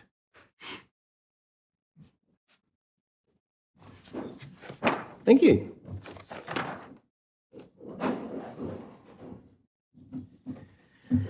At agenda item number 18, we have the QV mag, delegation of power to acquire contents for the for the Queen Victoria Museum and Art Gallery at 18.1. Could we just ask the officer to give a rundown Yes. on the basis of why we need those? Yep, I've got that noted here because I've got no public speakers for this also. So an officer summary around the recommendation sounds appropriate. Thank you, Deputy Mayor. Executive Leader. Thank you. This agenda item was brought to you simply because we have a gap in our governance at the moment. So it doesn't change our process at all, which is aligned with the QB MAG collection policy. So there are still experts and curators with their expertise selecting and recommending for purchase. All this recommendation does is transfer governance from council to the CEO to be able to accept those assets into council's asset collection. At the moment, now that we've noticed that little gap in our governance is not there, every little thing that the QV MAG collect or are donated or that are accepted or that we purchase would need to come to council for acceptance. So that could be a $5 book plate or a $20 book plate or something very minor that we would be up here quite regularly asking for you to support. When the actual process, all it needs to be is our curators who are very, very vigilant in making sure that we buy things that are aligned with our policy and that have the right authenticity, etc. That then goes to the Museum Governance Advisory Board for their scrutiny over it as well. So there's a great deal of scrutiny over everything that goes in. What we're missing is just this tiny little bit of delegation in our procurement process that allows it to be accepted into council's collection. Any further questions before we get into the item? So noting that it hasn't been moved, just in relation to the report and the recommendation. Okay, Councillor Harris, then Councillor Britton. Yeah, just a question in regard to if we're filling the hole in the, because we haven't had the delegation sent, is there any issue with anything that has been accepted prior to this moment, assuming this now gets passed, which needs to be retro approved or otherwise, because people have been operating thinking that they were doing the right thing and perhaps they technically haven't had the delegation to actually do what they were doing? That's a very good question. I know that the CEO has asked that question and the advice that he was provided is no, what has gone, and it's in the collection and that is as is, and we're just correcting our governance going forward. Just a follow-up, that's good for taking in, for getting rid of, is that also being covered by that same advice? In our collection policy, it's very, very strong that we try very hard not to de-accession anything. And I've been recently walking around QV MAG and I can tell you that the staff are very, very passionate about that, and de-accessioning anything would come under a great deal of scrutiny. So it doesn't change anything like that. It's still governed by our collection policy. And nothing, to my knowledge, has been de-accessioned in a long time. Great. Further question, Councillor Britton. Thank you. And I realise I'm running the risk of asking almost the same question, but it's not quite the same question. What I'd like to know is, if it wasn't being done incorrectly before, why does it now require a decision of council to change our current policy? Only because it's now been noted. So I think it was just not recognised before that delegation wasn't in place, and now we're just correcting that. Councillor Dawkins, then Deputy Mayor. Considering the volume of community expressions around this, how are we going to respond to those? Have you got an opportunity to further consult with the Friends of QV Mag? Because there's been some very passionate, obviously, pro forma emails to us around this very matter, and it's really important in this instance that the community is listened to, I believe. Thank you. Yeah, Executive Leader. Absolutely is the answer to that. So we have a media release to go out should it be required, but also I have forwarded some information to the Friends Executive already, and I've also made a few phone calls. Quite a number of people called me yesterday, and once I explained it, they've fully understood it. I will also be going or be asking to go to the next Friends meeting also to explain, and I would hope that we haven't got the opportunity because we don't have the Friends list, email list. However, I would hope that once I provide that information that will be forwarded on to everybody that received it. I admire the fact that we have, I think, some 300 Friends of QV Mag, and their job is to advocate for QV Mag, and they've done a fabulous job, and I thank them for that. Yeah, and Executive Leader, if I might just add to that through our MGAB board, that this has been addressed and brought through for conversation at that level, which does include members of that board being friends and further beyond into our community. So, yes, it has been conversed prior to this just becoming a part of the agenda item also. Deputy Mayor. The basis is how urgent today's decision is. Are we likely to be in a situation where we're buying lots of stuff in the next 3 weeks? And I'm just thinking from a community point of view, I can probably give you the QV Mag Friends list because they're all in my inbox, as everybody else has as well. And just given, I guess, the volume, and I appreciate it's a rote letter that's come out from a lot of them, yes, would some prudence suggest deferring this matter for dealing with until the next council meeting to give you the opportunity to actually go and engage with the Friends ahead of us making that decision so that we felt like, they feel like they've been heard, I guess is my perspective. So I just wonder if there's no drop-dead reason that we've got a significant item that we need to deal with, would there be any harm in deferring it for 3 weeks to give us the opportunity to engage with the Friends?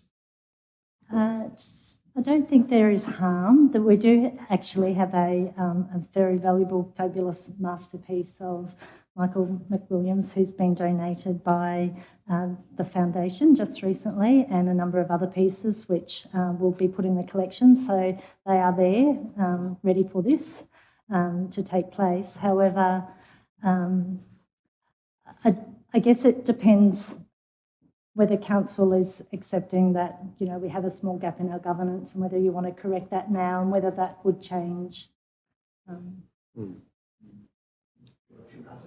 Mine's not accepting what you're saying. It's just a matter of the explanation and people understanding what it is we're voting on. I mean, I have no problem with the issue. It's entirely up to council.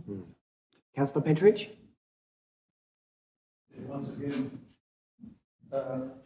hundreds of fantastic people putting their own time into the museum.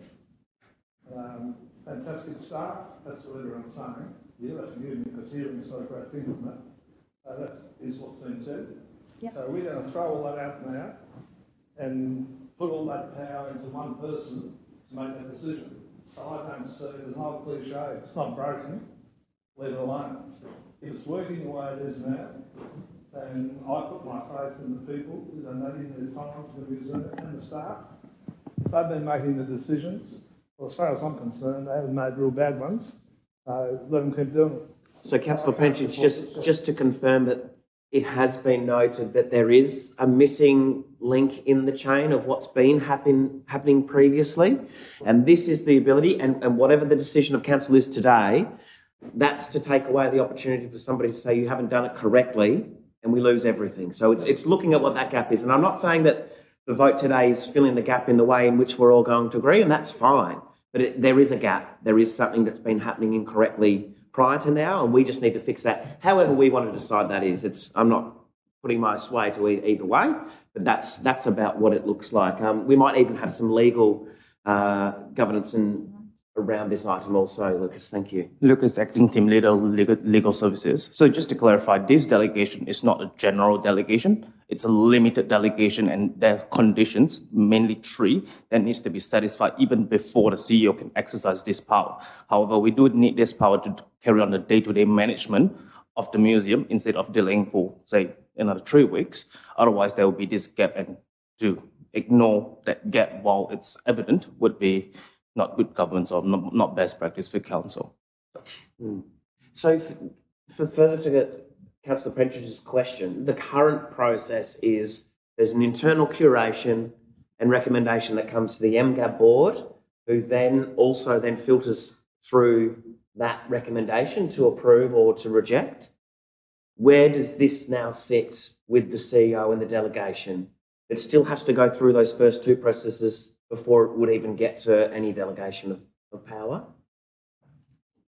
So in terms of, without this, without any existing delegation at this stage, there are functions under the Local Government Act Section 62 whereby the CEO has powers to exercise day-to-day management of, assets in general, and the relevant Section 333 of the Local Government Act, it does give council the powers to do and manage and control everything.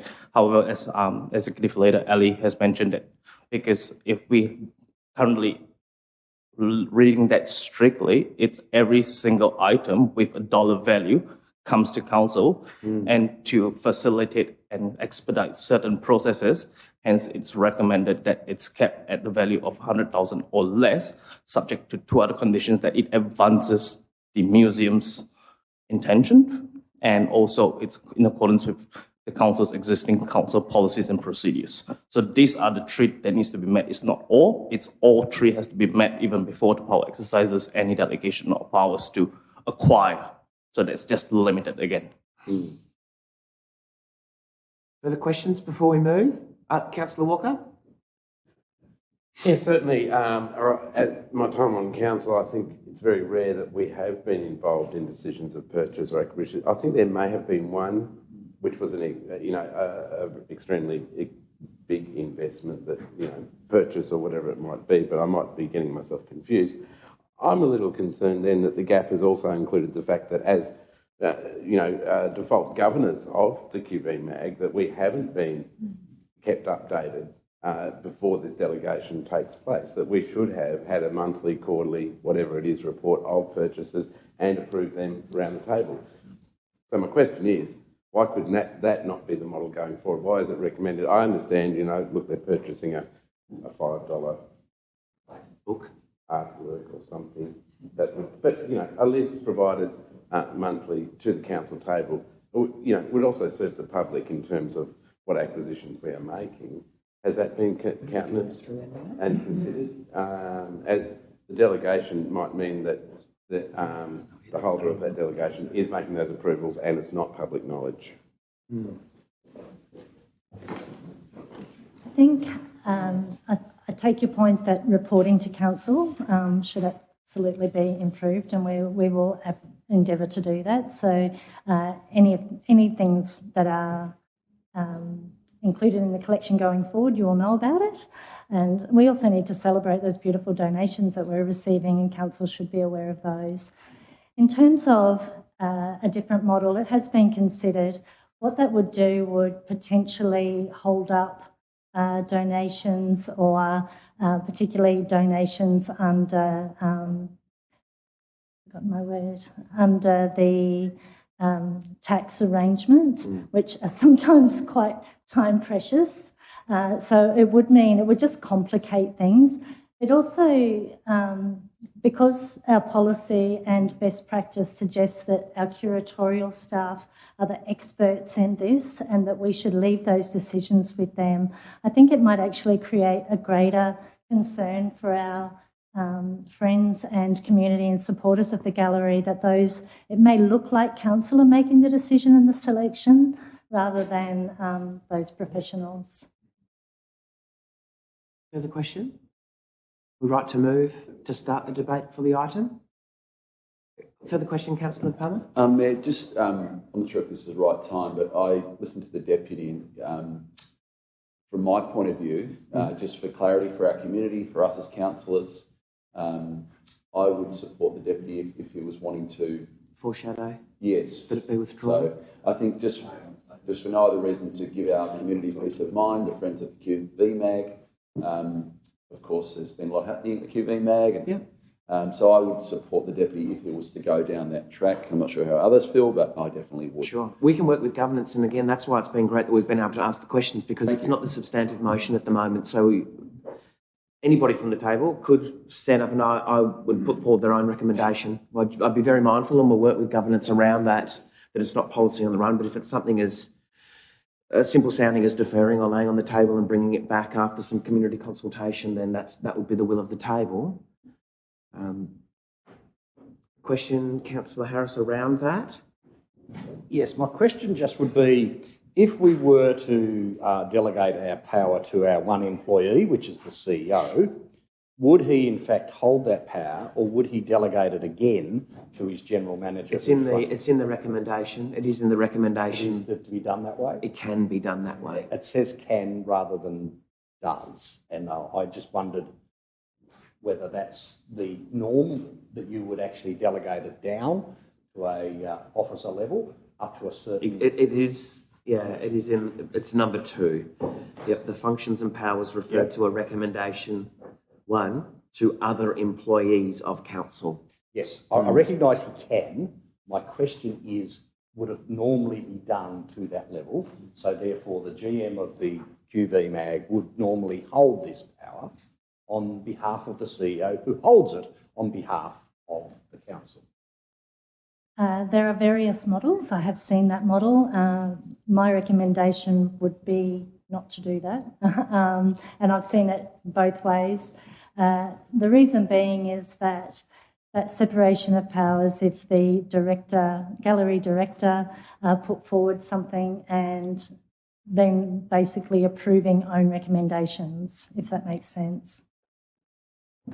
And to just understand, whilst we've identified a gap in our delegations, that's all we've identified, what does the current process actually do? Does the director of the QV Mag have the ability, or has he been acquiring stuff up to 100,000, or has he been asking the CEO to approve that? Do we have any references that we can point back to say where we thought this sat before we discovered we'd actually had the missing link in the delegation? The director has been approving the assets to be included in the collection. Okay, throwing it to the floor now, Deputy Mayor. Yeah, I'd like to move that we do defer. I actually agree with the decision that's been made, but I feel that we have a situation where we have a group of people who are uncomfortable or don't understand exactly what the purpose of that power looks like. Given there are no major items that are likely to come forward, hopefully in the next 3 weeks, then I think the prudent thing would be to go and speak with the Friends of the QV Mag in relation to the issue, so they fully understand it, and then come back and bring it to the table when we have a situation where they're then fully informed on what's going on. Okay, just before we get a seconder, we'll just work through the acting CEO and governance around the procedures and the meeting regulations. Thank you, Chair, and just through the governance team. So you can absolutely put forward a motion to defer. Just reading the regulations here, which states, if the chairperson of a meeting accepts a procedural motion, no discussion on the procedural motion is to be allowed, and B, the procedural motion is to be put to the vote. I apologise for any forward comments I made. No, that's all right. It hasn't been moved or commented. We've been quite open in the debate around that, I think. Okay, so if we're all clear with governance on that side of things, Deputy Mayor, you're clear of it. I'm going to go with Councillor Palmer as the seconder. Yeah. All those in favour? Those against? Okay. The motion is carried. Everyone for? Yep, unanimous. Okay. Okay, thank you. Thank you, councillors. Thank you, Executive Leader and Lucas. So it's been deferred. So we'll move through to Community Asset and Design at 19. 19.1 is the quarterly report for Community Asset and Design, with a recommendation being that Council notes the activities of the Community Asset Design Team for the period 1st of April to the 30th of June. Someone to move? To move just to note and accept the report, Councillor Britton has moved, seconded by Councillor Dawkins. Councillor Britton? Thank you. No, look, just to say if anyone listening would like to read it, it's all there. And once again, thanks to the officers for preparing these reports. Thank you. Great, thank you. Councillor Dawkins, anything further around the table? There being nothing further, we'll put it to the vote. All those in favour? All councillors present, the motion is carried.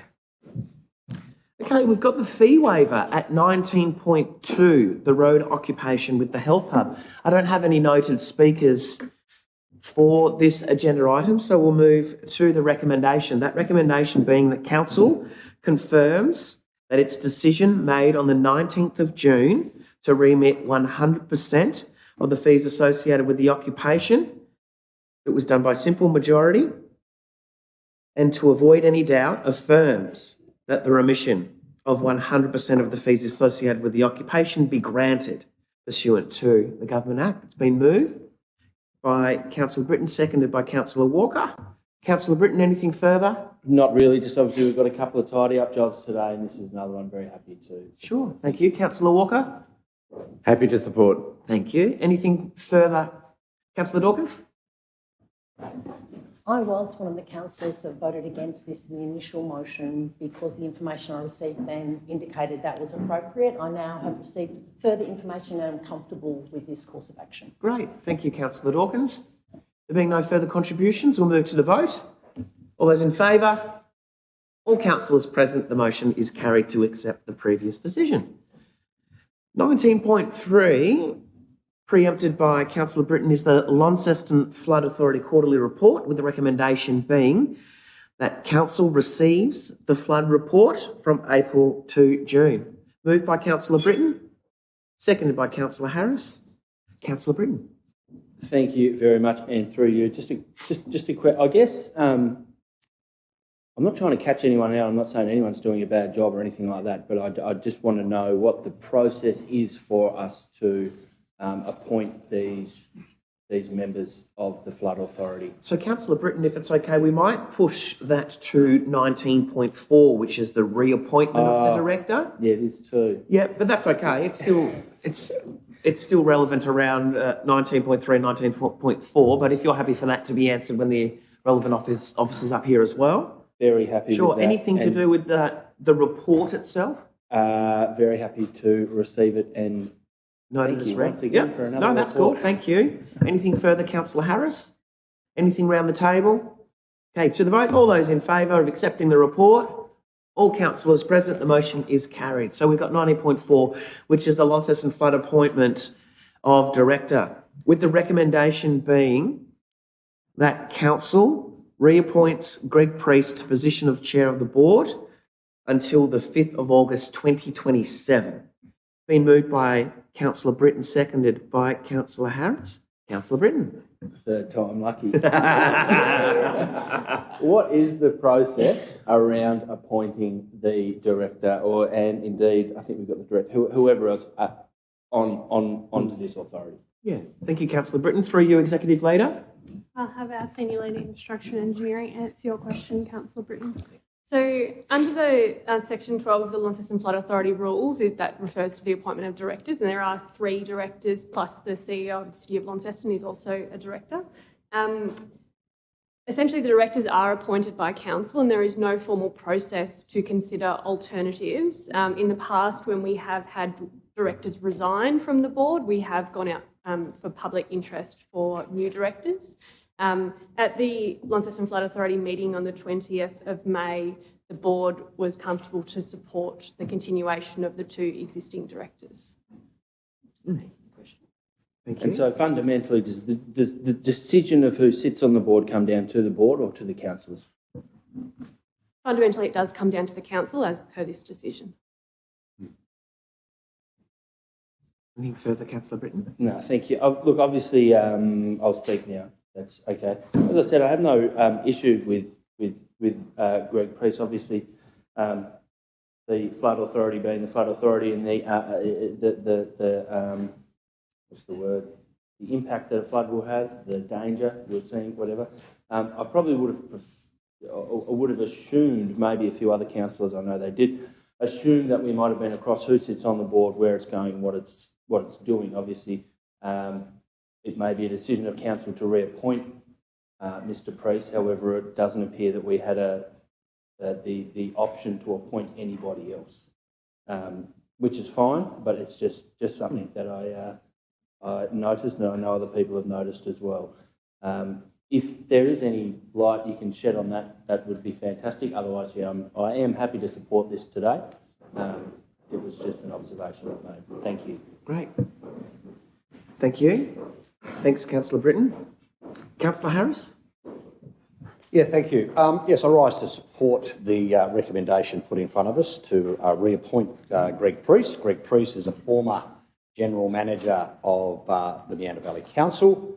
Prior to that, I met him when he was the Works Manager and then the General Manager up at the Dorset Council. So I've probably known him for the 20 or 30 years, a man of great integrity who does a good job as the Chairman of the Launceston Flood Authority, and we are quite lucky to have him for a very small remuneration I would look at there too. So I do understand where Councillor Britton's coming from, and you know, perhaps it is something that we could look at as to the appointment of directors. I know that in the past there have been former councillors appointed as directors on the board, but again, they often bring good knowledge of that. So happy to support this today. Thanks, Councillor Harris. I've got Deputy Mayor, then Councillor Pentridge. Thank you. I rise to support the appointments too, as Chair and as Mr Henty as well. I guess coming out of my role in other governance places now, it's unusual nowadays to have sort of open-ended appointments, 4 years and continue on.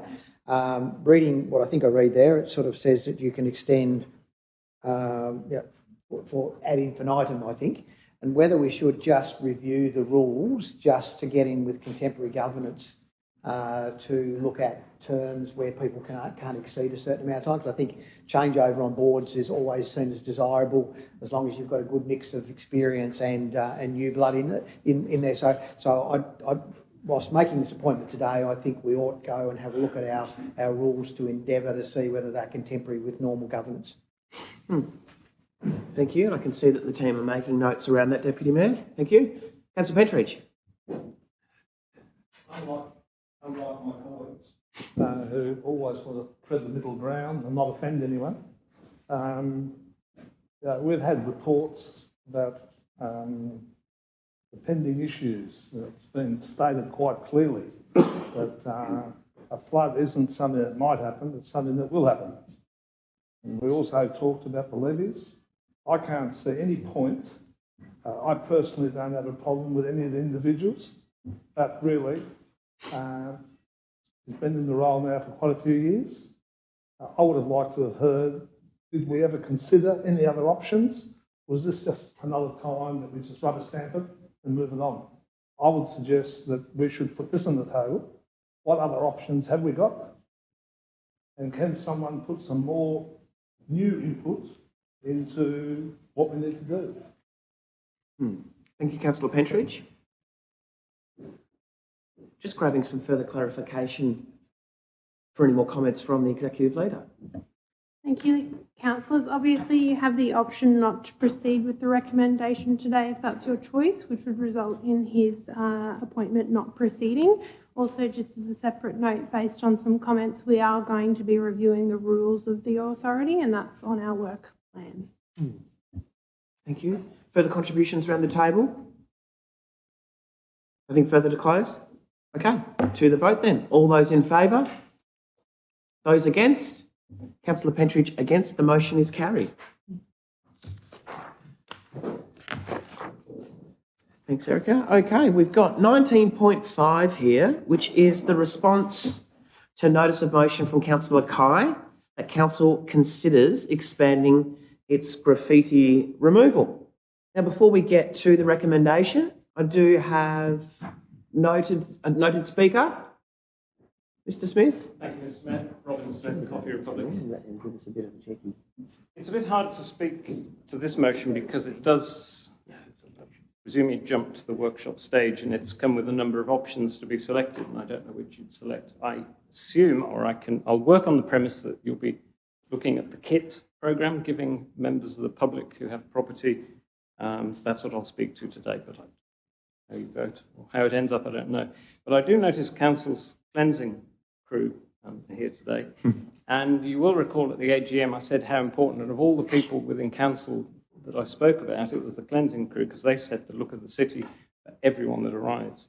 And, 5, 6 o'clock in the morning, there they are scraping off stickers. There they are picking up litter. And then they have to remove graffiti from council property. This is looking at removing graffiti from private property, as I understand it. So you'll still keep your same policies for removing offensive words from private land. You'll continue to remove, obviously, your own. But I can see a situation with these kits. What concerns me, the proposal, I remember in 2008 I asked for 2,500 towards graffiti removal, and it wasn't as wild then for graffiti. It's exploded since 2005. You did grant it, but it was never spent. What I would say, and I won't get a chance again, if you do go with the kit, Kingston and some other councils around Tasmania have run with the giveaway kits. There are problems with the chemicals in them. It is important if you do it, make sure there's saline solution and eye bath. Some of these chemicals, the dimethanol sulfoxide, the council themselves use in Launceston, is very dangerous and probably shouldn't be given. Other conditions, probably contact WorkSafe, get some material safety data sheets. But anyway, do as you will. Probably, I'd say 150 kits might be given out to members of the public a year. You'd be looking at about $5,000, say, that would cost. That would be a good target to aim for. But of course, you would want customer service to understand, watch on the video, but they would be the ones to ensure that the applicant receiving the items was the property owner, etc., etc. Thank you for your time. Great. Thank you, Mr. Smith. And noting that we do have our cleansing team in attendance, if I could go to you, Senior Leader, around any further information that might be valuable around the report to address any of the concerns or anything that you might feel appropriate. Otherwise, I'm happy to move to the item to be shared and moved on the table. Thank you. Yes, as highlighted, there are a number of kits that are currently available. This is widely used by other councils across the regions and obviously across Australia. It's quite a common practice that's used. So a number of the concerns has been raised that have been considered in these kits that they're put together, including PPE and the SDSs that come with those kits. So it is a common product. It's not a kit we're creating. It is an off-the-shelf item that we're looking at. So yeah, that's what we've got. Great, thank you. Okay. We'll put it to the table first. We'll move. Somebody. We have to decide which option. Acting CEO or Executive Leader around the governance.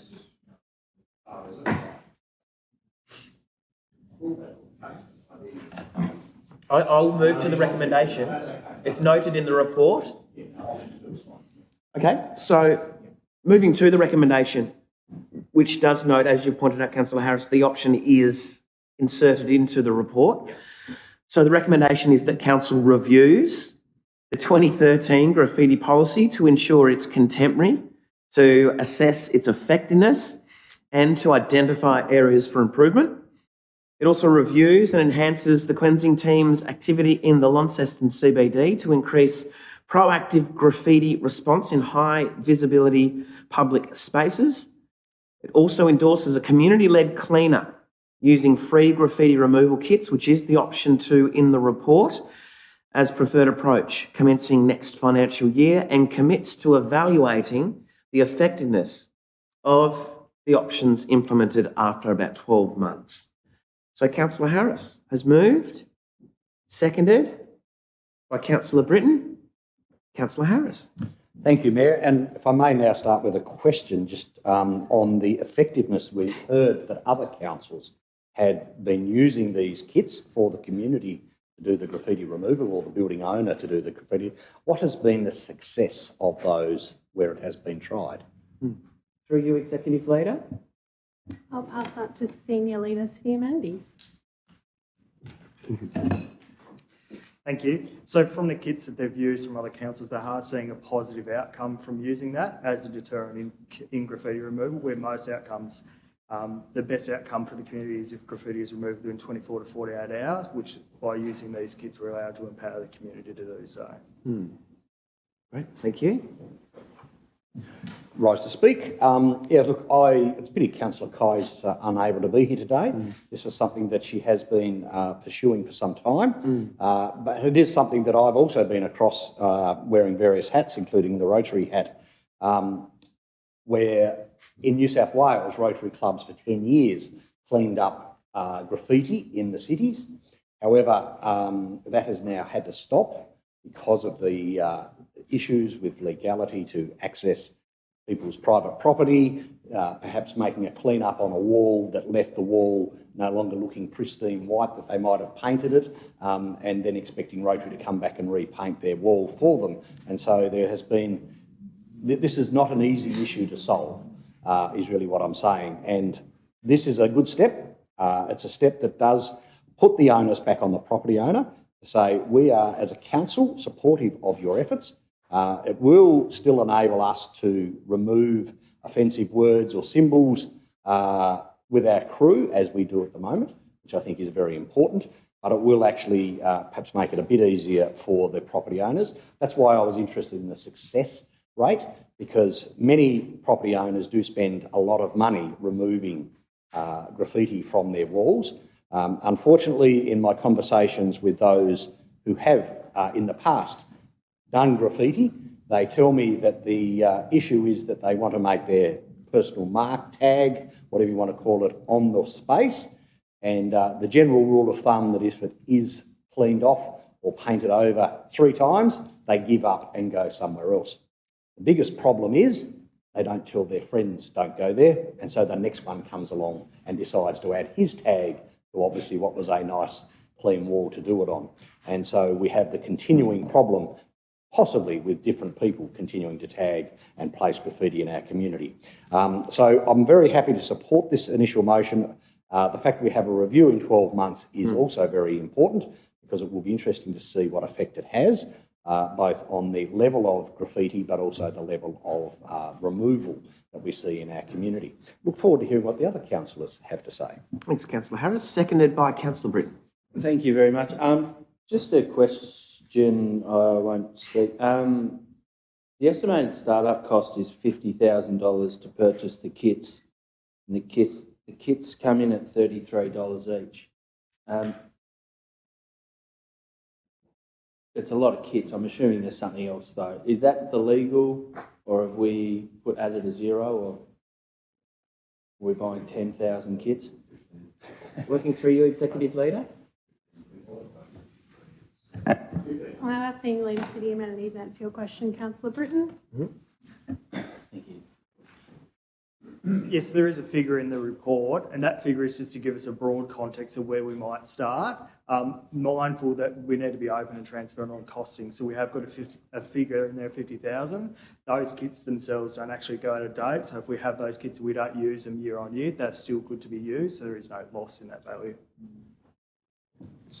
Further, I will just note that is 1,500 kits, and as a senior leader has just intimated that they're not going to expire, so they can be used over the course of many, many years. I agree they're not going to expire. I don't know why we're there. How many are we going to buy? 1,500. Yeah. Look, it's just a question of it's up to everyone else. We could probably get away with 200 for a trial run for a couple of years, maybe. That would just, yeah. I just thought that was a lot. Anyway, thank you very much, and I'll be voting in support of it today. Thank you. Great. Thank you. Just moving through the list, Councillor Dawkins. I'll just briefly add a few words about my support of community-led solutions. I've spoken in the past about people looking to levels of government as their parent, not their partner, and this is a great way for them to look at This is a partnership to be able to resolve some of these kind of problems because, of course, council can't solve every single solution, or we can only do what we can within our budgetary constraints. So I endorse this today and pay a nod to Councillor Kai for the work she's done on this. Great, thanks, Councillor Dawkins. I've got the Deputy Mayor, then Councillor Professor Raze. Thank you. And again, I hope Councillor Kai has actually read it and is comfortable with the direction that we're going in. To me, it's a step in a direction to sort of change what we've been doing, and I think that's really what Councillor Kai was looking at, and looking at what other alternatives they're seeing around the countryside. So I think that's what this option 2 deals with. Again, I'm very comfortable to support this. I think it's a step forward. All I do is keep thinking, what else can we do to engage people? And I think I've made a couple of suggestions. There are public assets out there like Hydro, Telstra. It's not public anymore, but there are a number of public assets out there that are regularly painted over. Again, subject to safety, and I appreciate, given what you've just written in there regarding the toxicity of all these sorts of things, as to whether we can talk to some of these institutions who have significantly tagged items in the community and seek for them to potentially give us some money towards a solution on it, where we looked at why not a little bit earlier, as to whether there's a youth-related solution in there, given they come from a demographic who are probably well known for their tagging and graffiti things, as to whether they can be part of the solution. And the money that we get from these places could then be put back into youth type activities. So it's just looking about how we can actually engage more community in it. I think this is a great start, so I'm more than happy with that, but I just think that thinking a bit more broadly, seeing whether we can seek some opportunities to get funding from Hydro, NBN, all these other places, to assist us in dealing with some of the bigger items get tagged that are actually not ours. And so we can sort of engage that. So I'm going to support the motion today, but just looking for us to keep our eyes and ears open to other opportunities. Thank you, Deputy Mayor. Councillor Professor Raze. Just to clarify a point, just to answer some question about do we need the initial $50,000 kit.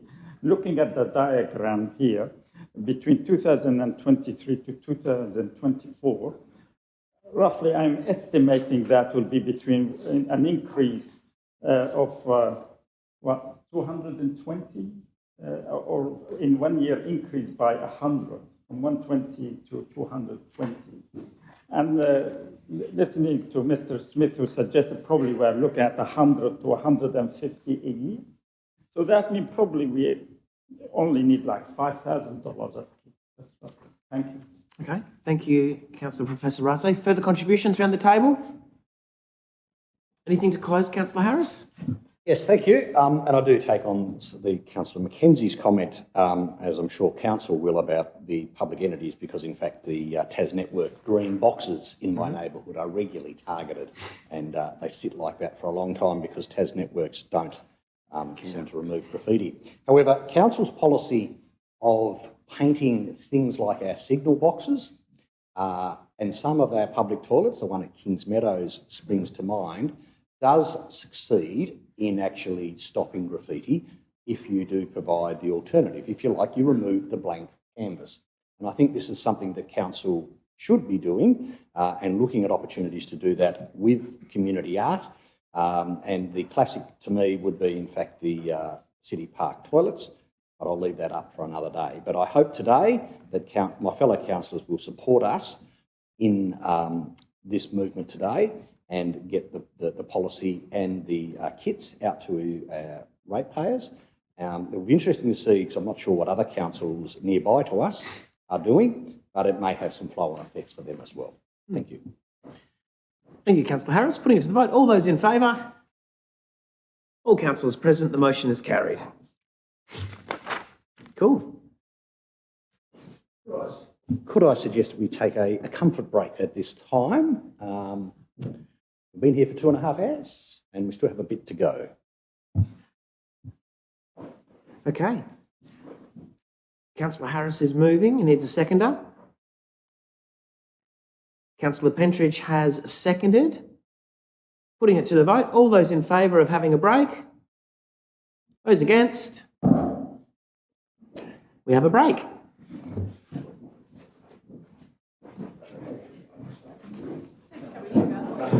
How many events council meetings?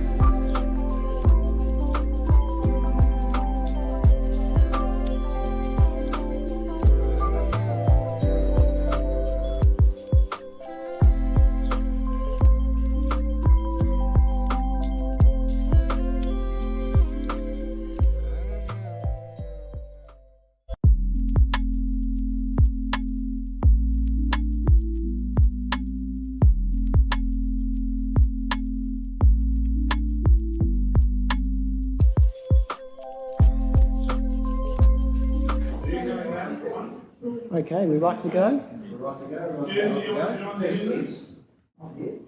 Okay. Thank you, councillors. We'll reconvene through our agenda at 19.6, which is the response to notice of motion around the CCTV in our CBD. And just for some clarification before I open the floor, there is a map for those that can see on the screen, because there was just a little typo in the recommendation. Executive Leader, I might allow you to further elaborate. Thank you, Mayor. On page 121 of the agenda, we provided a map and it just requires an update. Unfortunately, I pressed the letter B instead of A in typing into the report. So when we discussed there being 166 cameras located within the CBD in the printed report, that should have been the CAD, which is the Central Activities District, which is shown here in a red outline on the screen. Then we refer on page 122 to there being 56 CCTV cameras in the CBD. What we consider to be the CBD is the purple outline on the screen above. So my apologies for my administrative error. Great, thank you for that clarification. So we'll move to the floor and we have Mr. Smith to speak. Thank you, Mr. Mayor. As you know, Council is very keen on CCTV, always have been. Find it very useful, very important. One thing that concerns me personally, I'll have no further input into this as you go along, I dare say, but the officer report here says Council's existing CCTV network focuses on facilities and assets management, not public safety or crime prevention. 2017, Council got an awful lot of money from Canberra and some state money as well for improving the network, and it was then for predominantly public safety, and it was Mayor Van Zetten that actually was quoted many times saying that. So I'd be very careful that you took that money and then say it's not public safety. But I notice where you talk about 56 cameras in the CBD, I don't know, it doesn't appear to include the car parks, Patterson Street West, Elizabeth Street. I was told there were 77. It's neither here nor there, but there's some that aren't included. But what does concern me in the table is the function, and you just put endlessly asset security is the function for these cameras, even in Charles Street and Brisbane Street Mall. Now, my undertaking was always with Council to have better coverage. The Council write a policy so people know if they can access it, how long you keep it. Hobart do a very good job of that. They're known for having 300 cameras in the CBD in Hobart, as opposed to 56. That's about 5 times as many in Hobart. Crime prevention, evidence gathering, of course, that's for the police, public safety. But you could, this policy, this agenda item doesn't look at expanding the coverage. It doesn't talk of that. It doesn't talk about the storage expansion, how long currently you hold footage for. I think it's possibly, well, I'm not going to say I know, but, and policy, the public access policy. And it doesn't talk about analytics or alerting, which is a whole world. But LGAT is currently seeking from the state $3.8 million towards the expansion and improvement of council coverage of CCTVs. That's not mentioned in there. It would be interesting to see how that would be incorporated into it. But I would ask anything to do with improving camera policy, footage or expansion, or the policy. I'd be very grateful for it to be considered. Thank you. Great. Thank you, Mr. Smith, and thank you again for your insight, knowing that you work, live and breathe in this area, which is great to have your insight there.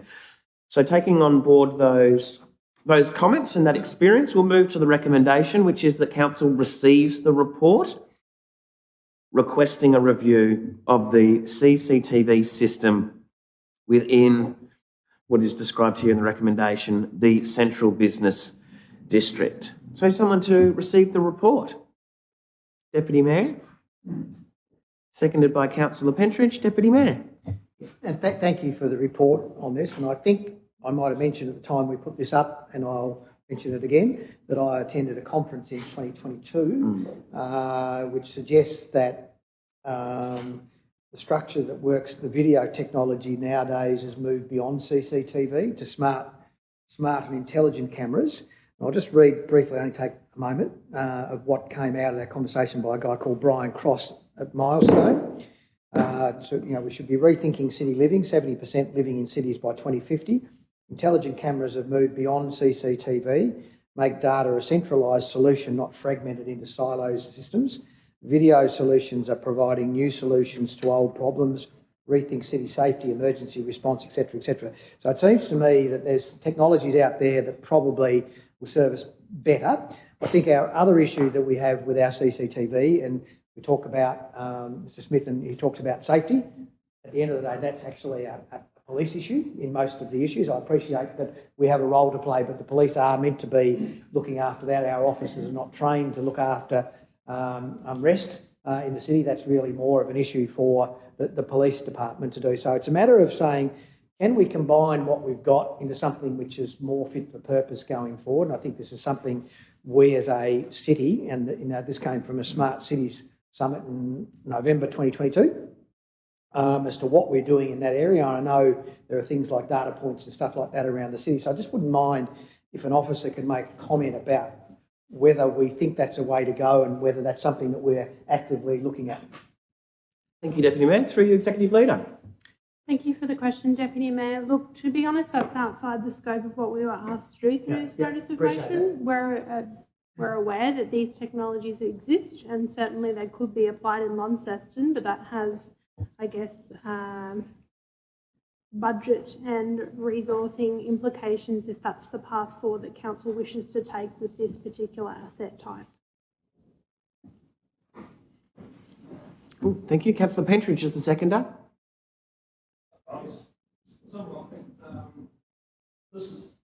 I'm somewhat confused with what Chelsea just said in that this is the first time I've heard about it. So what budget restraints are we talking about? As far as what do we need? I mean, I would have thought that it's imperative that we spend the money for lots of reasons. I mean, I'm not going to go back to the same old problem as far as security goes, but we've got a lot of older people. You know, we want to encourage kids to come back into town.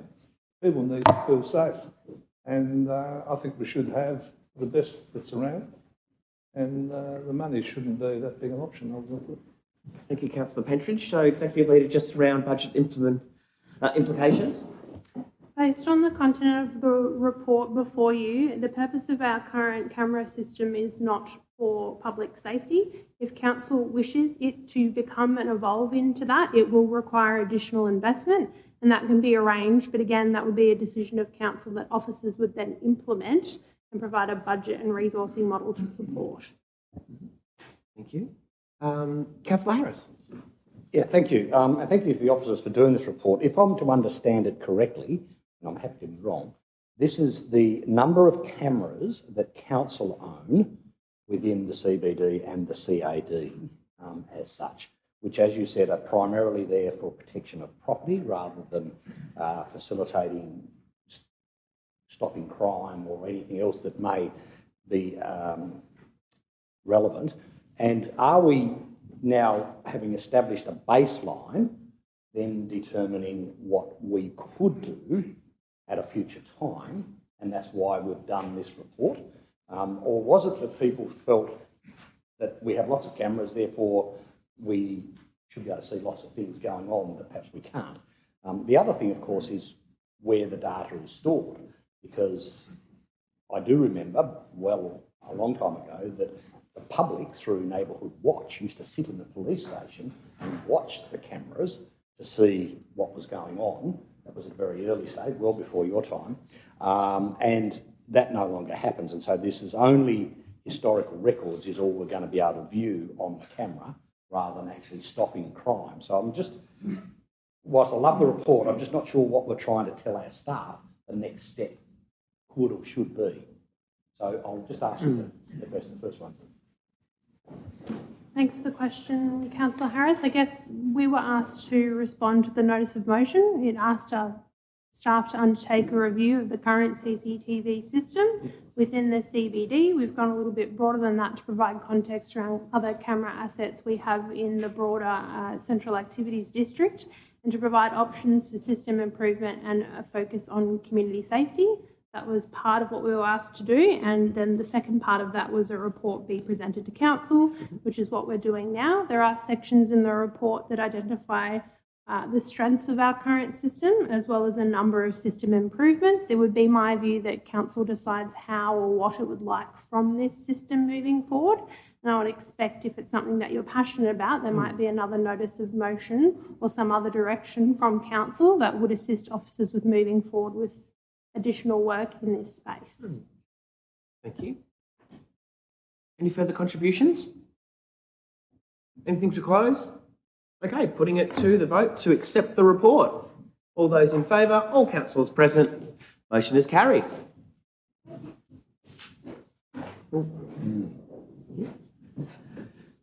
Okay, 19.7, we've got the Albert Hall redevelopment update.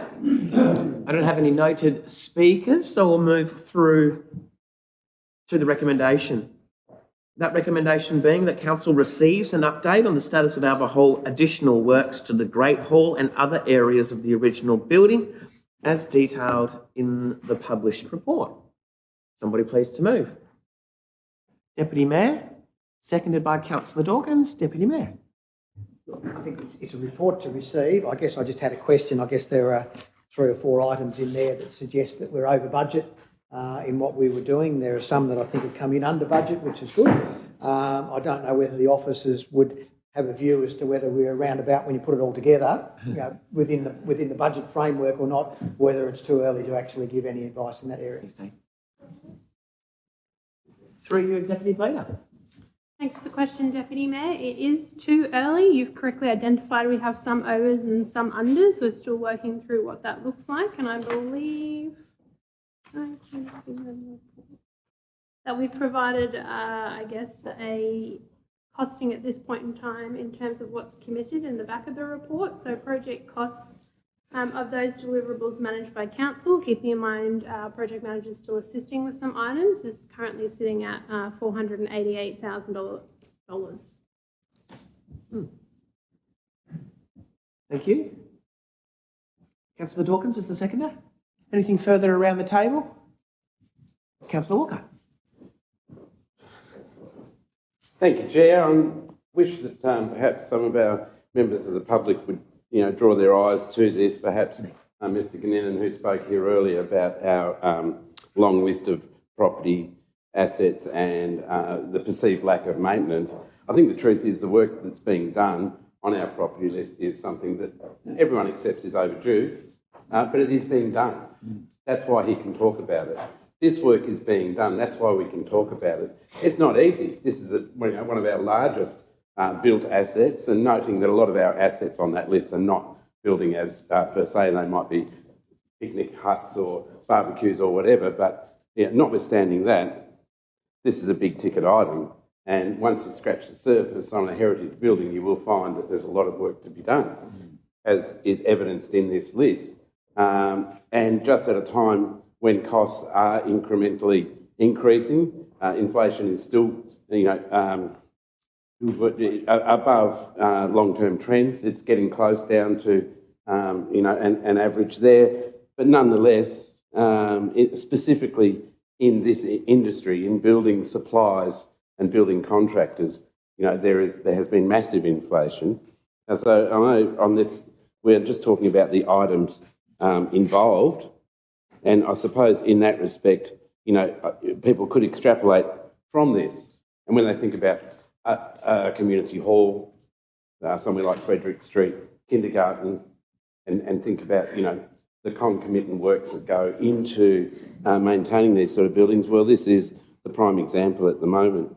And it's a delicate balancing act to manage these items, what needs to be done, what we can avoid doing, what can be augmented otherwise. And it's all here for everyone to see, as it will be with our larger list as time goes on and that work and those assessments are made. Thank you, Chair. Thanks, Councillor Walker. Any further contributions? Nothing to close? Okay, to the vote. All those in favour? All councillors present, the motion is carried.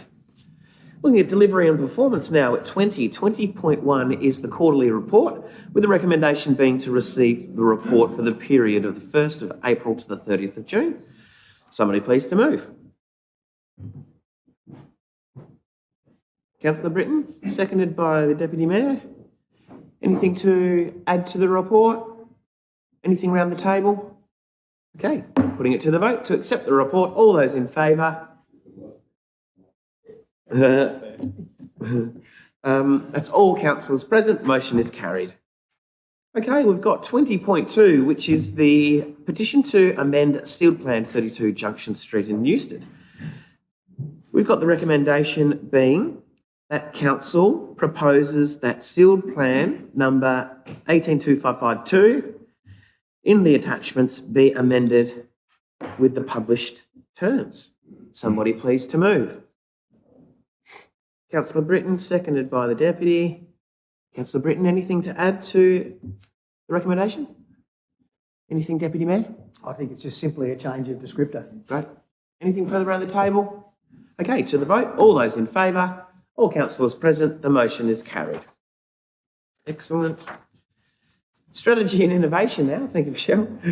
21.1 is the report to receive the report for the period ending the 1st of April to the 30th of June. Moved by Councillor Britton, seconded by Councillor Pentridge. Anything to add to the reports? Just to reiterate, thanks very much for getting them done. Great. Councillor Pentridge. Deputy Mayor?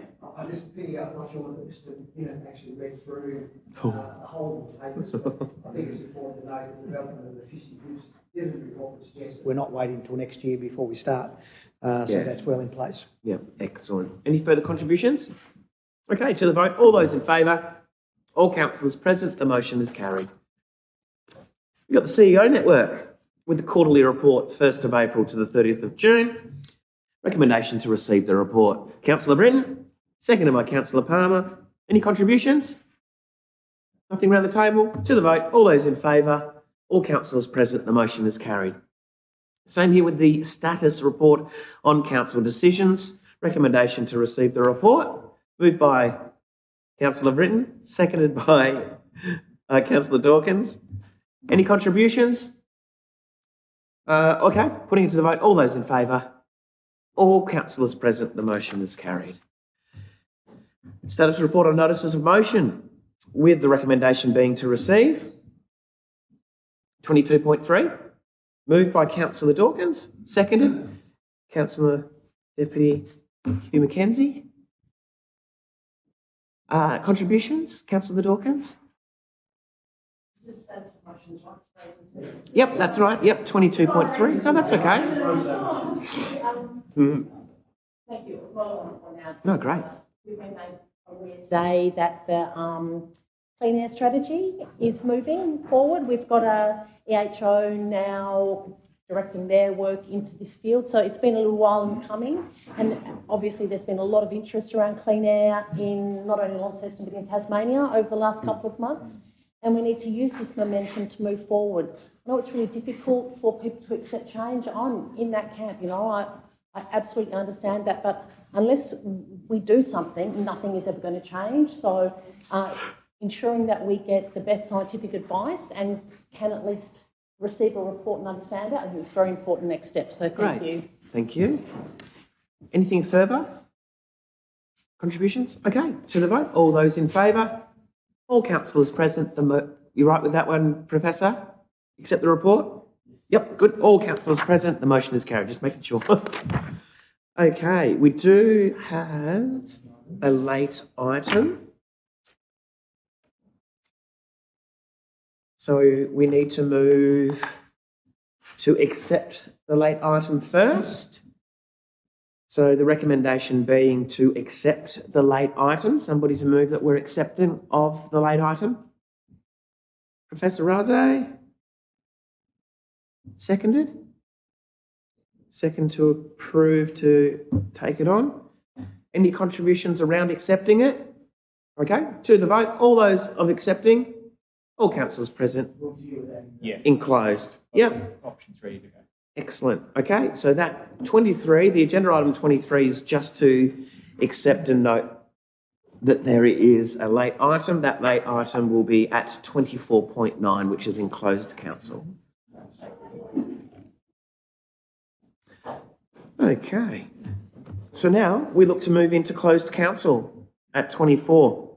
Recommendation being move into closed to consider the published matters. Somebody please move. Councillor Palmer, seconded by Councillor Harris. All those in favour of moving into closed council? All councillors present. Motion is motion is carried. We moved into closed council.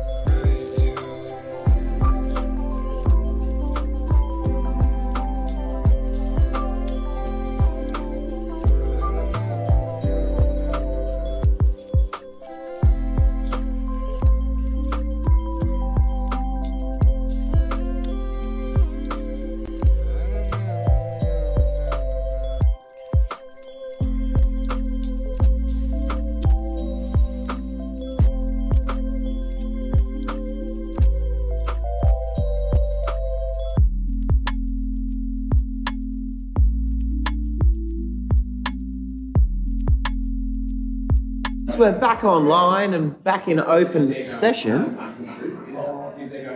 Could I please have a councillor to move that the table of contents is a true and correct record of closed council? Councillor Britton has moved. Councillor Palmer second. All those in favour? All councillors present. The motion is carried. I believe now we close and we're back on the 21st of August. Wow, gosh, the year goes. So we close now at 3:32 with the next meeting here, 10:30 a.m. August. Thank you, councillors.